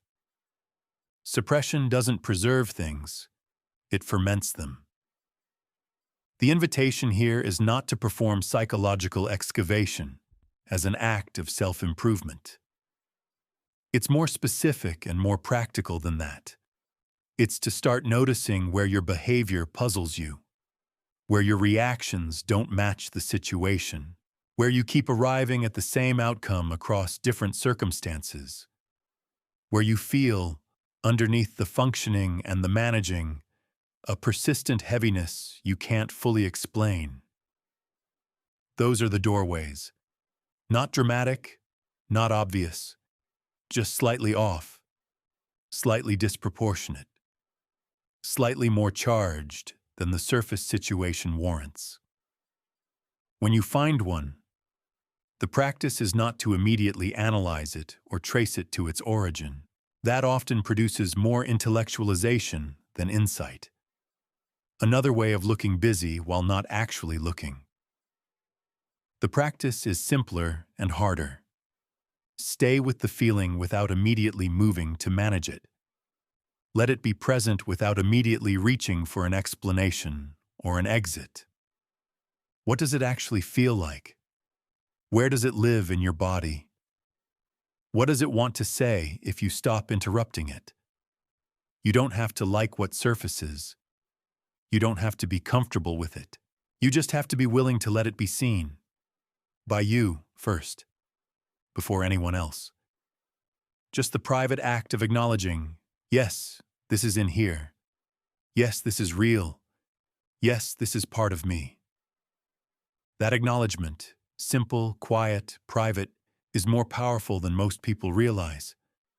Because the shadow doesn't need to be conquered. It needs to be witnessed. The anger doesn't need to be eliminated. It needs to be heard for what it's actually about. The shame doesn't need to be eradicated. It needs to be examined in the light until it becomes proportionate again. The grief doesn't need to be bypassed. It needs to move through you the way it was always designed to. None of this is comfortable. All of it is necessary. Because the alternative, the continued management, the ongoing suppression, the maintained performance of a person who doesn't have any of this in them, that is exhausting in a way that compounds over time. It takes genuine energy to keep the door locked. Energy that comes from somewhere. Energy that isn't going toward anything real. The people who carry the least fear are not the ones who have the least darkness. They're the ones who have looked at theirs most honestly, who have sat with the shadow without flinching and found, on the other side of the looking, that what was in the locked room was survivable. Difficult, painful in places, but survivable, and no longer running the show from behind a closed door. The thought you pushed away this morning. You don't have to chase it, but the next time it surfaces, and it will, try something different. Let it stay a moment longer than is comfortable. Just a moment. Just enough to actually see it. That's where this begins. Chapter 11. The Mirror Test. Most people would rather lose an argument with someone else than win one with themselves. Winning an argument with yourself means admitting that the version of you the argument was defending was partial, was constructed, was built with some combination of genuine character and strategic omission. All the parts that photograph well, none of the parts that don't. And admitting that the construction has seams, has gaps, has places where the real thing doesn't quite match the presented thing. That is harder than almost anything the external world can ask of you. This is the mirror test. Not metaphorical, literal. Stand in front of a mirror and look at yourself the way you look at something you're genuinely trying to understand. Not to evaluate, not to criticize, not to find what needs fixing, to see.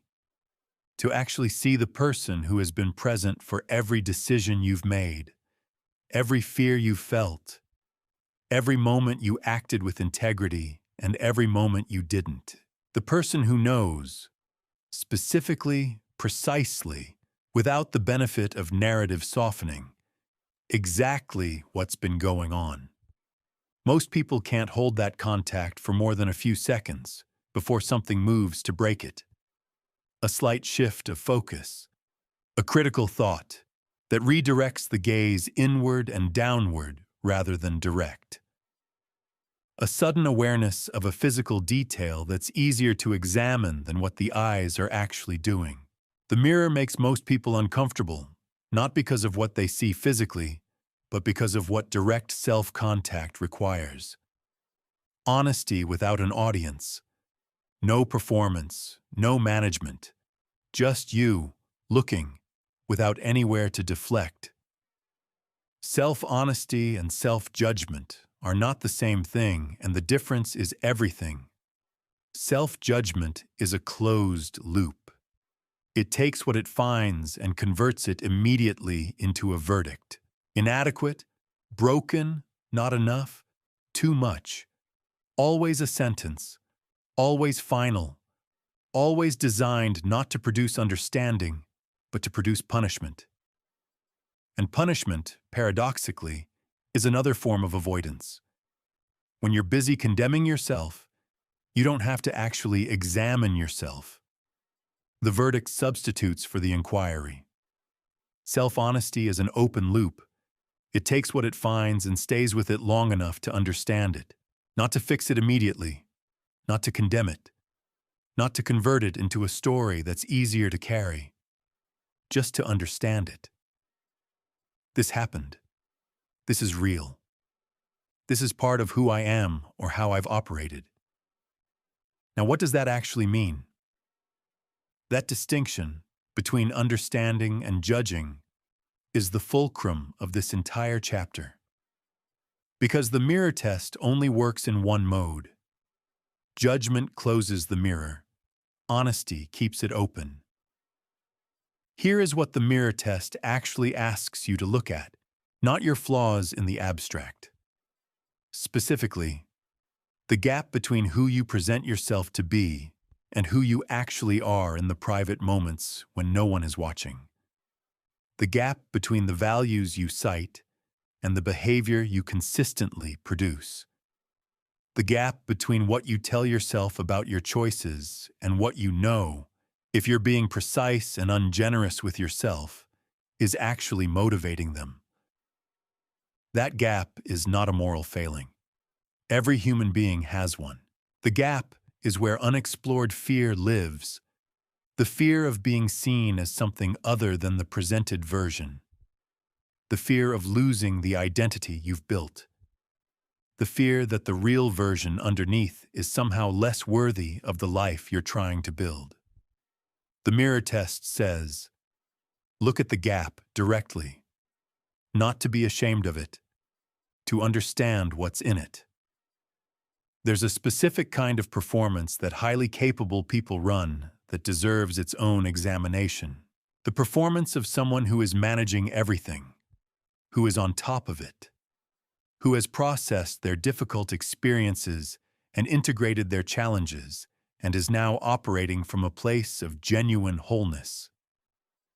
This performance is so convincing and so internally maintained that the person running it often can't fully distinguish it from reality anymore. They believe the performance. They've lived inside it long enough that questioning it feels like a threat to their fundamental stability. But underneath the performance, there's a cost, an exhaustion that isn't about workload, a loneliness that isn't about social connection, a persistent low-grade anxiety that the whole thing is more constructed than it feels. That one wrong question, one moment of unexpected exposure, one relationship that gets genuinely close, and the construction becomes visible. The mirror test is the voluntary version of that exposure. You choose to see it on your own terms, before circumstances force it in front of an audience. And what you find is almost never what you feared. The thing underneath the performance is not some catastrophic revelation. It's usually something much more ordinary. Sadness about something that was never fully grieved.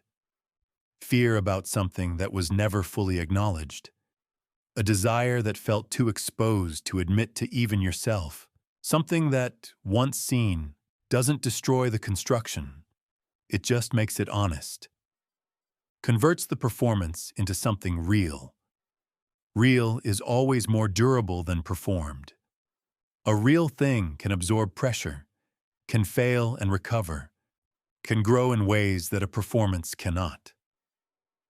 Performance requires constant maintenance. Reality just requires honesty. The practical form of the mirror test is not complicated. It's a regular private practice of direct self-inquiry, not journaling as performance, not meditation as self-improvement project, not therapy as image management. Genuinely asking yourself, in quiet, without an audience, what is actually true right now? What am I carrying that I haven't named? What am I avoiding in myself that I've been projecting onto circumstances or other people? What do I know, if I stop arguing with it, that I've been pretending not to know? These questions don't need lengthy answers. They need honest ones. A single sentence of genuine self-honesty is worth more than an hour of articulate self-narration that stays safely in the territory of the already acceptable. The mirror doesn't need you to be better than you are.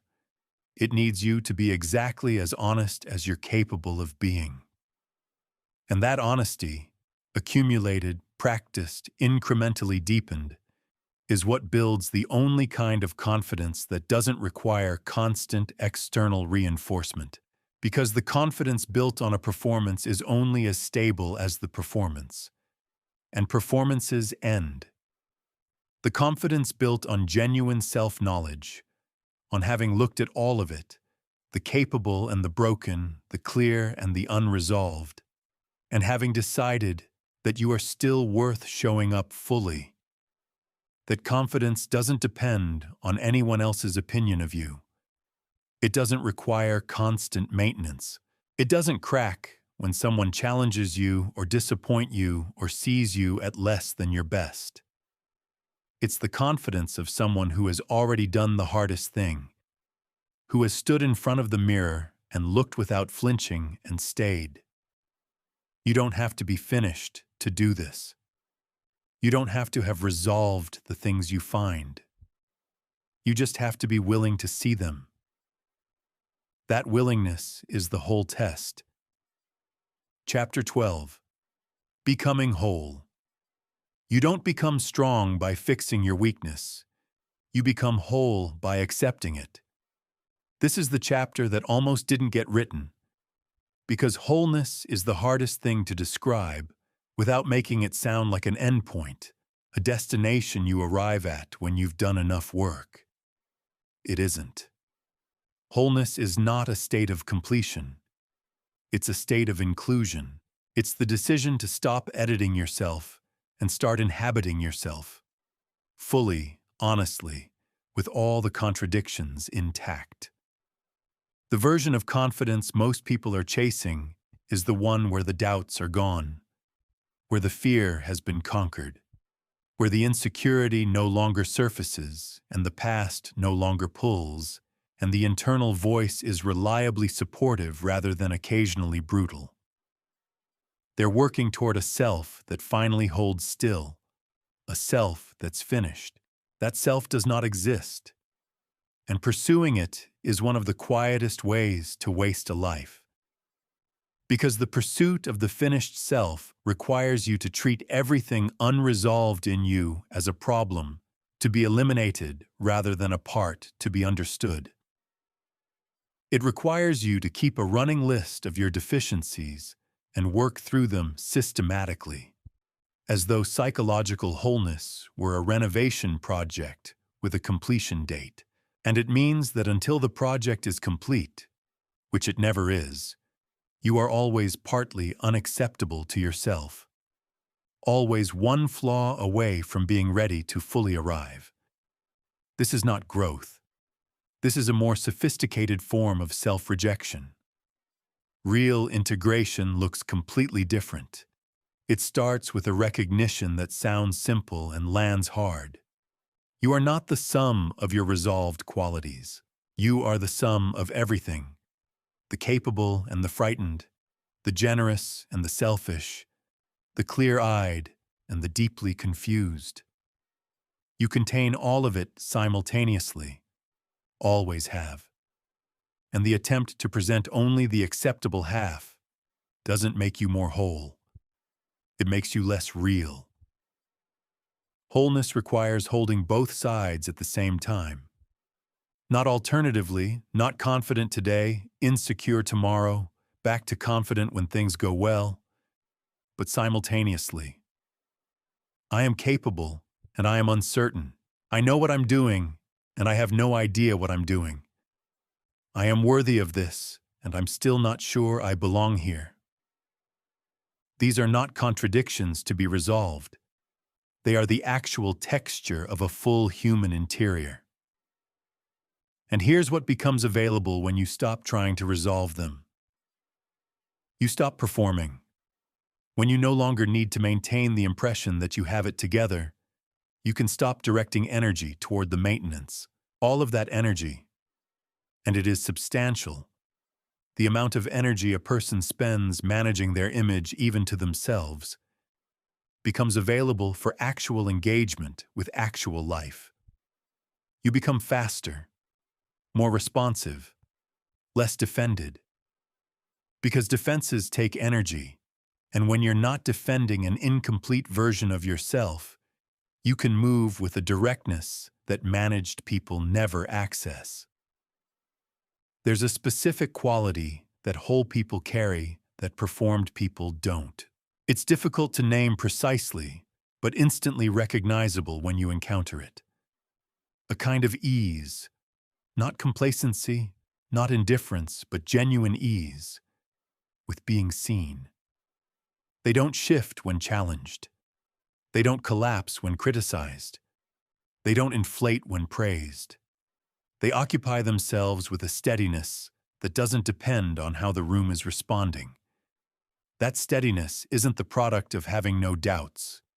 It's the product of having made peace with the doubts, of having looked at them clearly, accepted them as part of the landscape, and decided to move anyway. Not despite the doubts, with them. Doubts included, still moving. This is the foundation that the previous 11 chapters have been building toward. Fear as information, the body as ally, avoidance as the real cost, redirected energy, relabeled experience, intuition alongside logic, the voice under the noise, the dissolved plan's hidden gift, uncertainty as appetite, the shadow examined, the mirror held.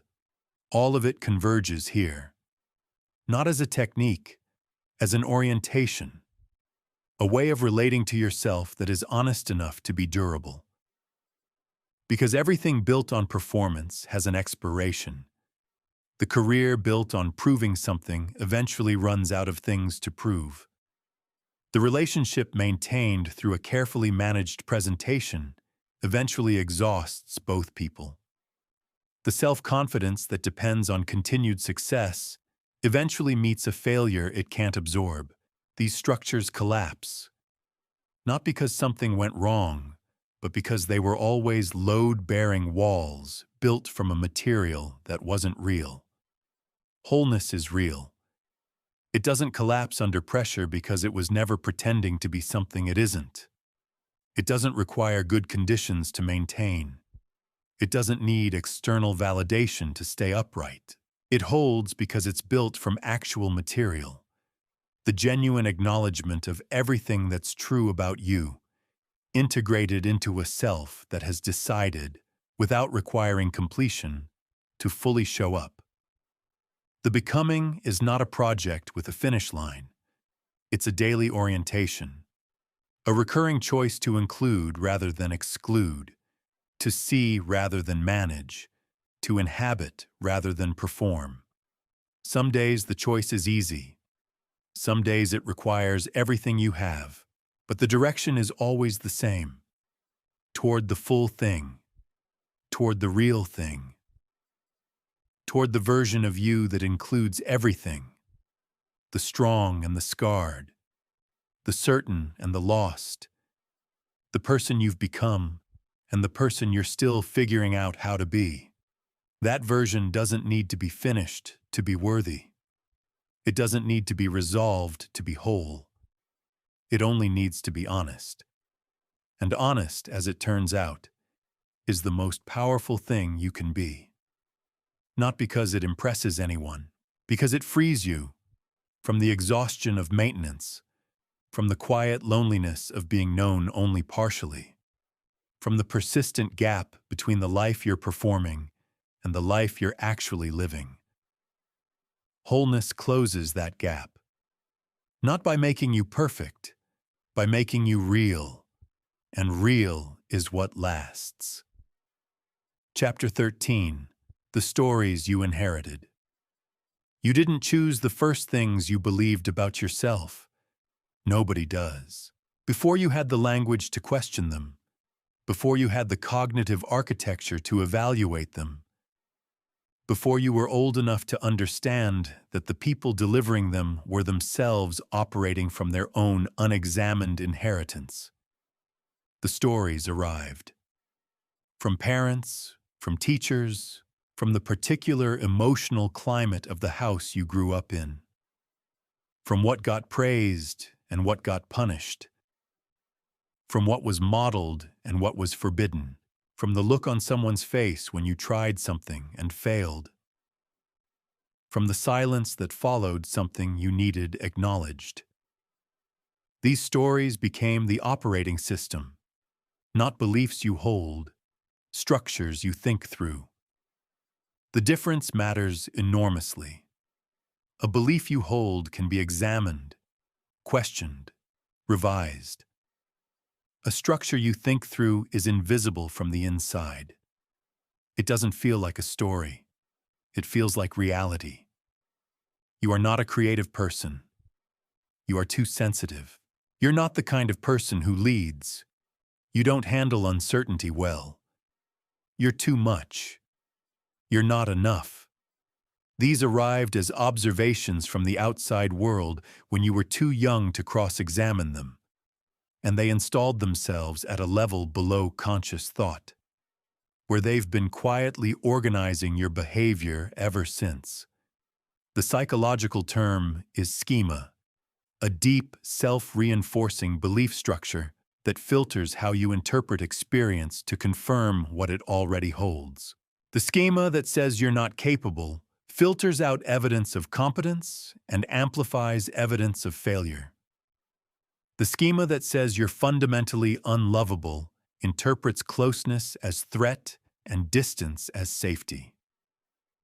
The schema doesn't need to be accurate to be powerful. It needs only to be early and to be repeated. Here's what makes inherited stories particularly resistant to change. They don't feel like stories. They feel like self-knowledge. When you believe something about yourself at schema level, disconfirming evidence doesn't update the belief. It gets dismissed. Someone praises your work, and the schema says they're being polite. They don't see the whole picture. Wait until they know you better. Someone chooses you, and the schema says they'll change their mind once they understand what they've actually chosen. The schema is not a passive structure. It actively defends itself against evidence that might dissolve it. This is why intelligent, capable people can carry deeply limiting beliefs about themselves for decades without ever questioning them.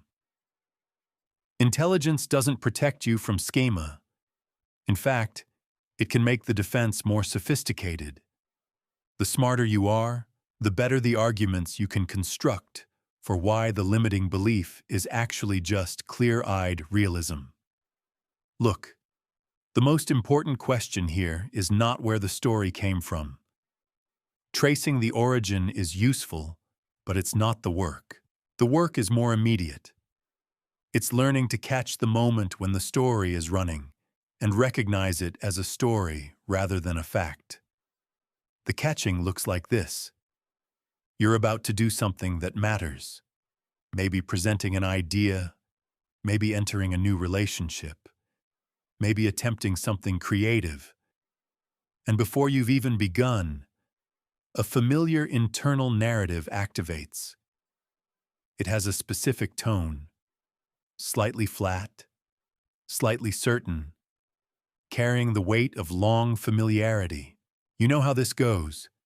This is what you do. This is who you are. That tone, that flatness, that sense of foregone conclusion, that's the schema speaking. And the moment you can recognize it as the schema, rather than as accurate perception of reality, something opens. Not immediately, not dramatically, but something opens. Because here's what's true. The story was formed from a limited data set. It was constructed from the experiences available to a child or adolescent operating with incomplete cognitive and emotional tools in a specific environment that is no longer your environment. It was accurate to those conditions. It is not necessarily accurate to these ones. You are not the same person who received that story. You have capabilities you didn't have then. You have perspective you didn't have then. You have, if you've done any of the work described in this book, a developing relationship with yourself that is more honest and more spacious than anything available to the version of you that inherited these beliefs. The story was written about someone who no longer fully exists, which means it no longer fully applies. Inherited stories about fear are particularly pernicious because they often contain a specific instruction about what fear means for you in particular. In some families, fear was weakness. So you learned that feeling afraid meant something was wrong with you, and you became expert at not feeling it. In others, fear was contagious. A parent's anxiety was so present and so unmanaged that you absorbed it as your own ambient state, learning that the world was fundamentally more dangerous than it actually is. In others, fear was a reason to stop. Every expression of anxiety was met with protection rather than encouragement, teaching you that the fearful feeling was a signal to retreat rather than a signal to proceed with support. These are not your conclusions about fear. They are your inheritance. And inheritances can be examined. They can be kept, revised, or returned. The examination starts with one question asked with genuine curiosity rather than self-criticism. Where did I first learn this about myself? Not as an accusation toward whoever taught it, as an archaeological inquiry into the conditions that produced the belief. You are not looking for someone to blame. You are looking for the origin so you can see it clearly enough to evaluate whether it still serves you. Most inherited stories, when examined with adult eyes in current conditions, don't hold up. The evidence that seemed to support them was selected and partial. The people who delivered them were working from their own unexamined inheritance. The environment that made them adaptive is gone. What remains is a structure running on old code in a system that has significantly updated. Here's the uncomfortable part, and this one requires sitting with. Some of your most defining fears are not yours. They were handed to you by people who loved you and were themselves afraid. Your parents' fear of financial instability became your paralysis around risk. Your teacher's discomfort with deviation became your terror of standing out. Your community's consensus about what was appropriate for someone like you became the ceiling you've been quietly bumping against ever since. You've been living inside someone else's fear as though it were your own nature. And the cost of that is not a specific missed opportunity. The cost is the accumulated weight of a life shaped by a story that was never actually true about you. The revision doesn't happen through affirmations. Telling yourself the opposite of the inherited story doesn't work because the schema doesn't respond to surface-level contradiction. It responds to accumulated evidence from direct experience. You have to live your way into the new story. One action, one moment, one experience at a time that doesn't fit the old narrative. You give the presentation and don't collapse. The schema says, "That was luck." You give another one. The schema softens slightly. You give 10 more. The schema has a problem. Too much disconfirming evidence to dismiss entirely. The structure starts to loosen. Not because you argued with it, because you outlived it. This is the slow, unglamorous, deeply important work of rewriting inherited stories. Not in a journal, in your actual life. Through repeated action that demonstrates something different from what the story claims about you. You are not who you were told you were. You were told that story by people who couldn't see you fully, in conditions that no longer exist, before you had access to the person you've been becoming. The story was their best attempt at describing something they didn't fully understand. You get to write the more accurate version, starting from exactly where you are. Chapter 14. The Practice of Being Seen. There is a specific fear that sits underneath most of the others, quieter than the fear of failure, more fundamental than the fear of rejection, more constant than the fear of the unknown, the fear of being fully seen and found insufficient. Not the performance version of you, not the managed, edited, best foot forward version, the actual version, the one that contains the contradictions and the unresolved things and the desires you've never said out loud and the fears you've never admitted. That version, seen, clearly, by another person who then decides, with full information, what they think of you. That fear runs deeper than almost anything else in human psychology, because it touches the most fundamental question a person can ask about themselves. If someone saw all of me, not just the presentable parts, would they stay? Most people never find out. Not because the answer would be no, because the question feels too dangerous to test. So they remain partially visible. They allow closeness up to a certain threshold, and then, just before the exposure becomes real, they manage. They perform. They redirect. They introduce enough distance to keep the core safe. And they spend their lives in relationships that are genuinely warm, genuinely caring, and yet somehow never quite arriving at the place that would actually dissolve the loneliness. Because partial visibility produces partial connection, and partial connection, however pleasant, cannot touch the specific hunger it's responding to. The hunger is to be known, fully, and liked anyway, not despite everything, including everything. That hunger doesn't get fed by surface closeness. It only gets fed by the real thing. The practice of being seen is not about becoming an open book with everyone. That's not vulnerability. That's a different kind of performance. The performance of someone who has decided that radical disclosure is their personality.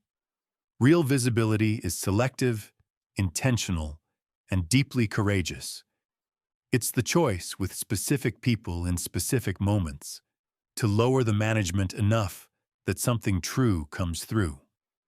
It usually starts smaller than you'd expect, not with the deepest confession, with something real but proportionate. An honest admission of uncertainty where you'd normally project confidence. An acknowledgement of being affected where you'd normally demonstrate imperviousness.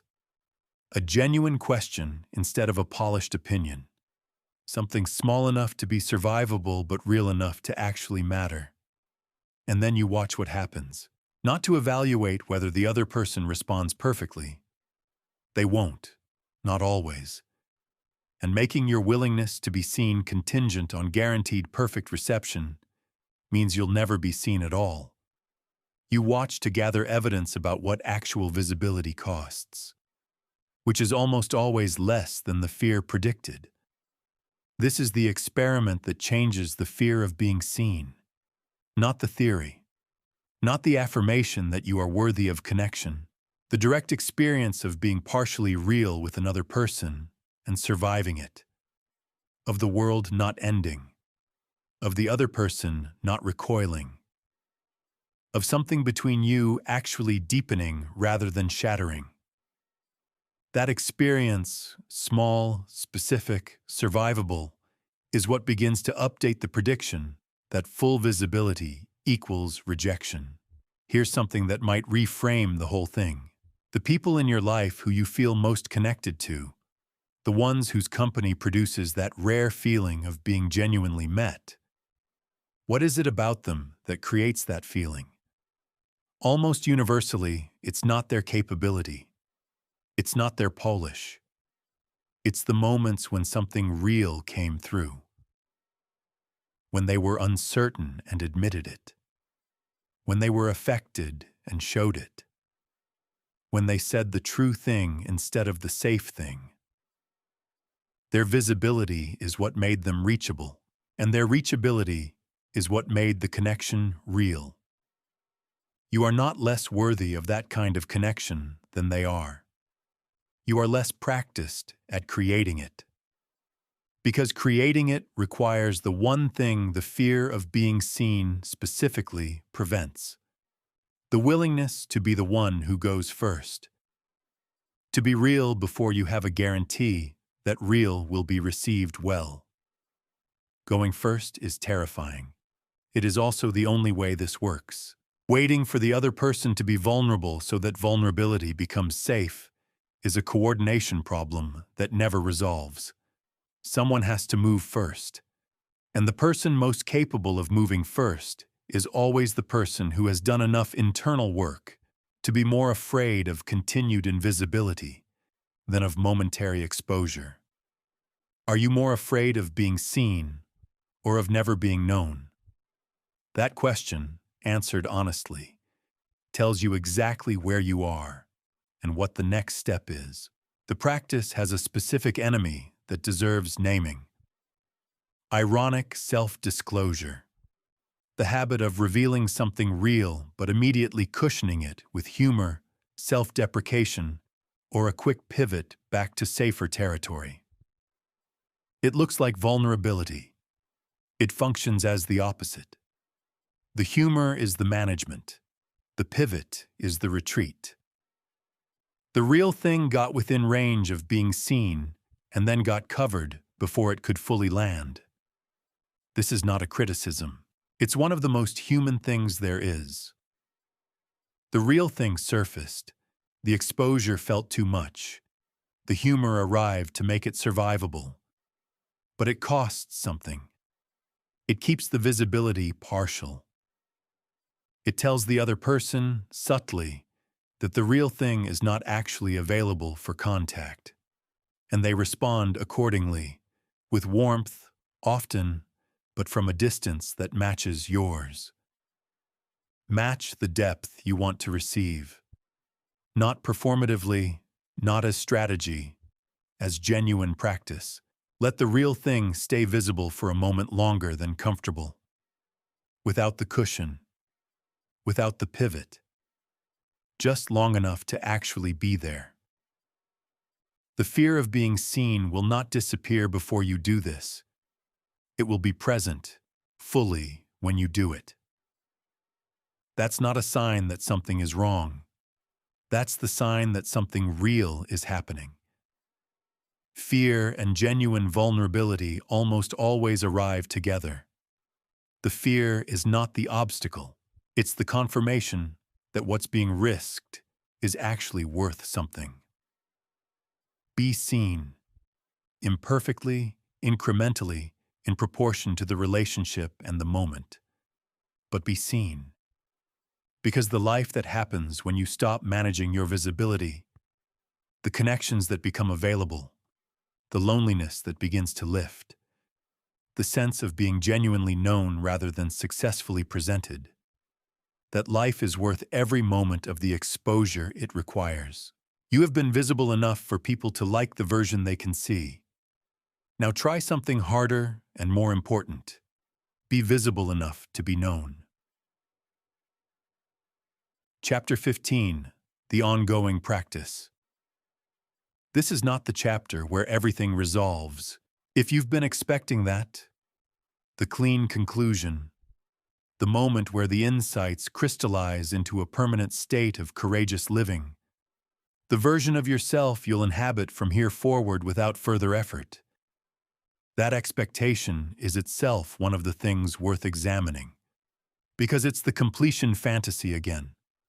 The idea that the work has an end, that one day you'll arrive at the place where fear no longer shows up, where the shadow stays integrated, where the mirror holds no surprises and the stories are all rewritten and the visibility is easy.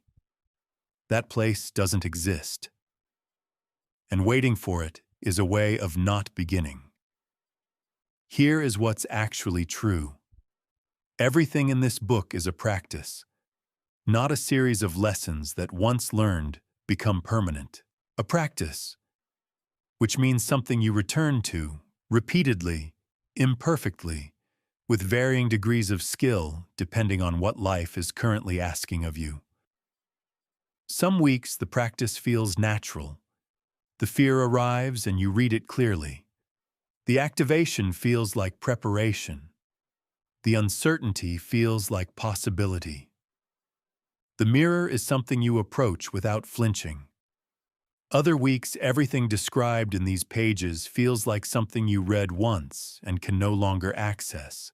The fear is just fear again. The shadow is back in the room. The mirror is something you walk past. You're performing, managing, avoiding, doing all the things that this book named, and you thought you'd moved past. That's not failure. That's the practice. The difference between someone who has genuinely internalized this work and someone who hasn't is not the absence of regression. It's the speed of recovery, the ability to notice, sometimes quickly, sometimes after an embarrassingly long delay, that you've drifted back into an old pattern and to return. Not with self-judgment, with the same honest directness you'd bring to any navigation error. You went off course.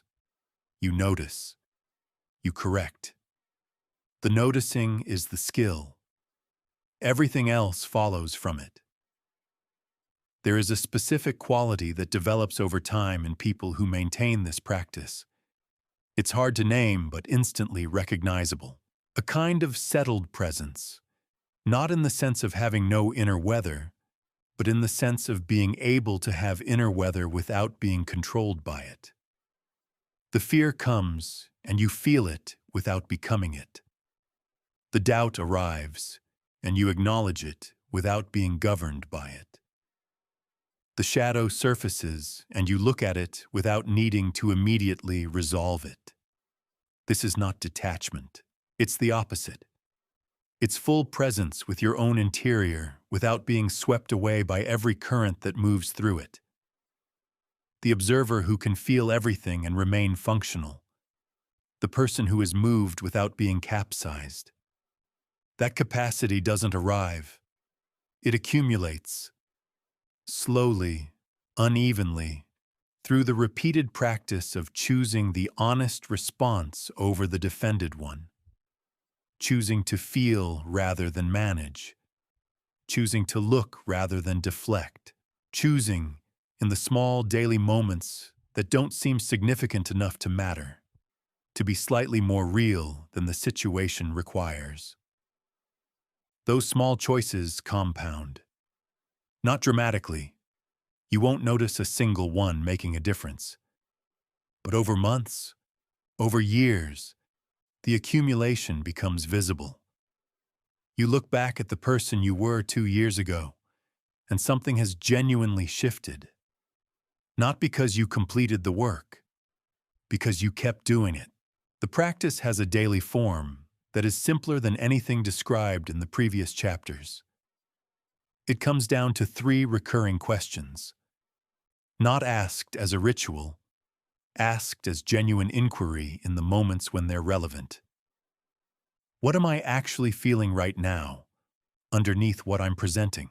That question, asked honestly in the middle of a conversation, in the middle of a decision, in the middle of a reaction that seems disproportionate, cuts through performance faster than any technique. It returns you to direct contact with your own interior, And direct contact is where all the real information lives. What is this fear actually pointing at? Not the surface fear, the one underneath it. The specific thing that matters enough to generate this response, because naming it precisely shrinks it from a monster to a problem. And problems, unlike monsters, can be engaged with. What would the most honest version of me do here? Not the bravest version. Honesty before bravery, always. Because bravery without honesty is just a different performance. The honest version. What does that person do? And then, as often as you can manage, do that. These 3 questions, returned to consistently, are not a formula. They're a compass. They don't tell you what to do.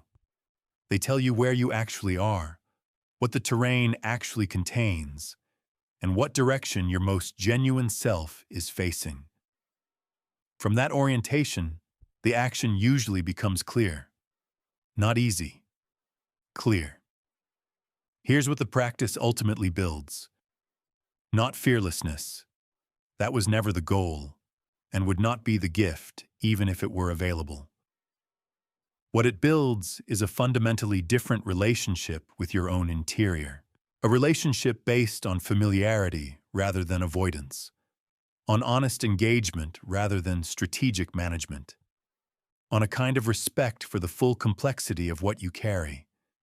The fear and the desire, the shadow and the light, the inherited stories and the emerging ones. That relationship is the most important one you will ever have. Not because it replaces other relationships. It doesn't. And anyone who tells you that self-knowledge is sufficient has confused independence with isolation.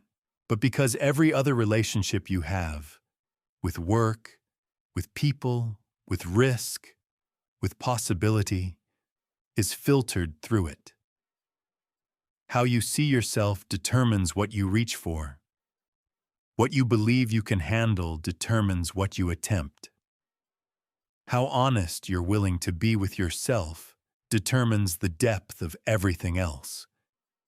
Get this relationship right, or at least get it moving in the right direction, and everything else has room to become more real.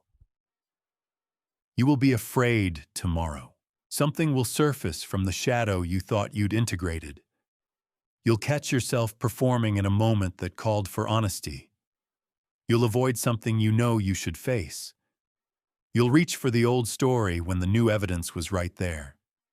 And then, this is the practice. You'll notice. You'll return. You'll ask the honest question and stay with the honest answer long enough to let it mean something.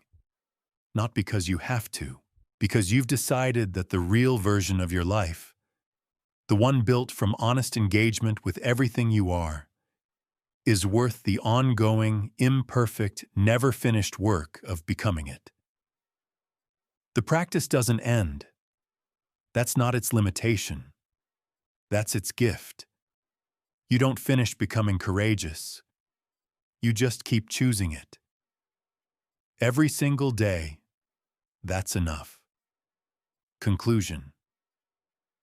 You're still here. That means something. Not everyone makes it to the end of a book like this. Not because it's long, because it asks something. It asks you to look at the parts of yourself that are easier to leave in the dark. And you looked. That's not nothing. That's actually everything. The fear will be there tomorrow morning. Specific, familiar, pointing at exactly what matters most.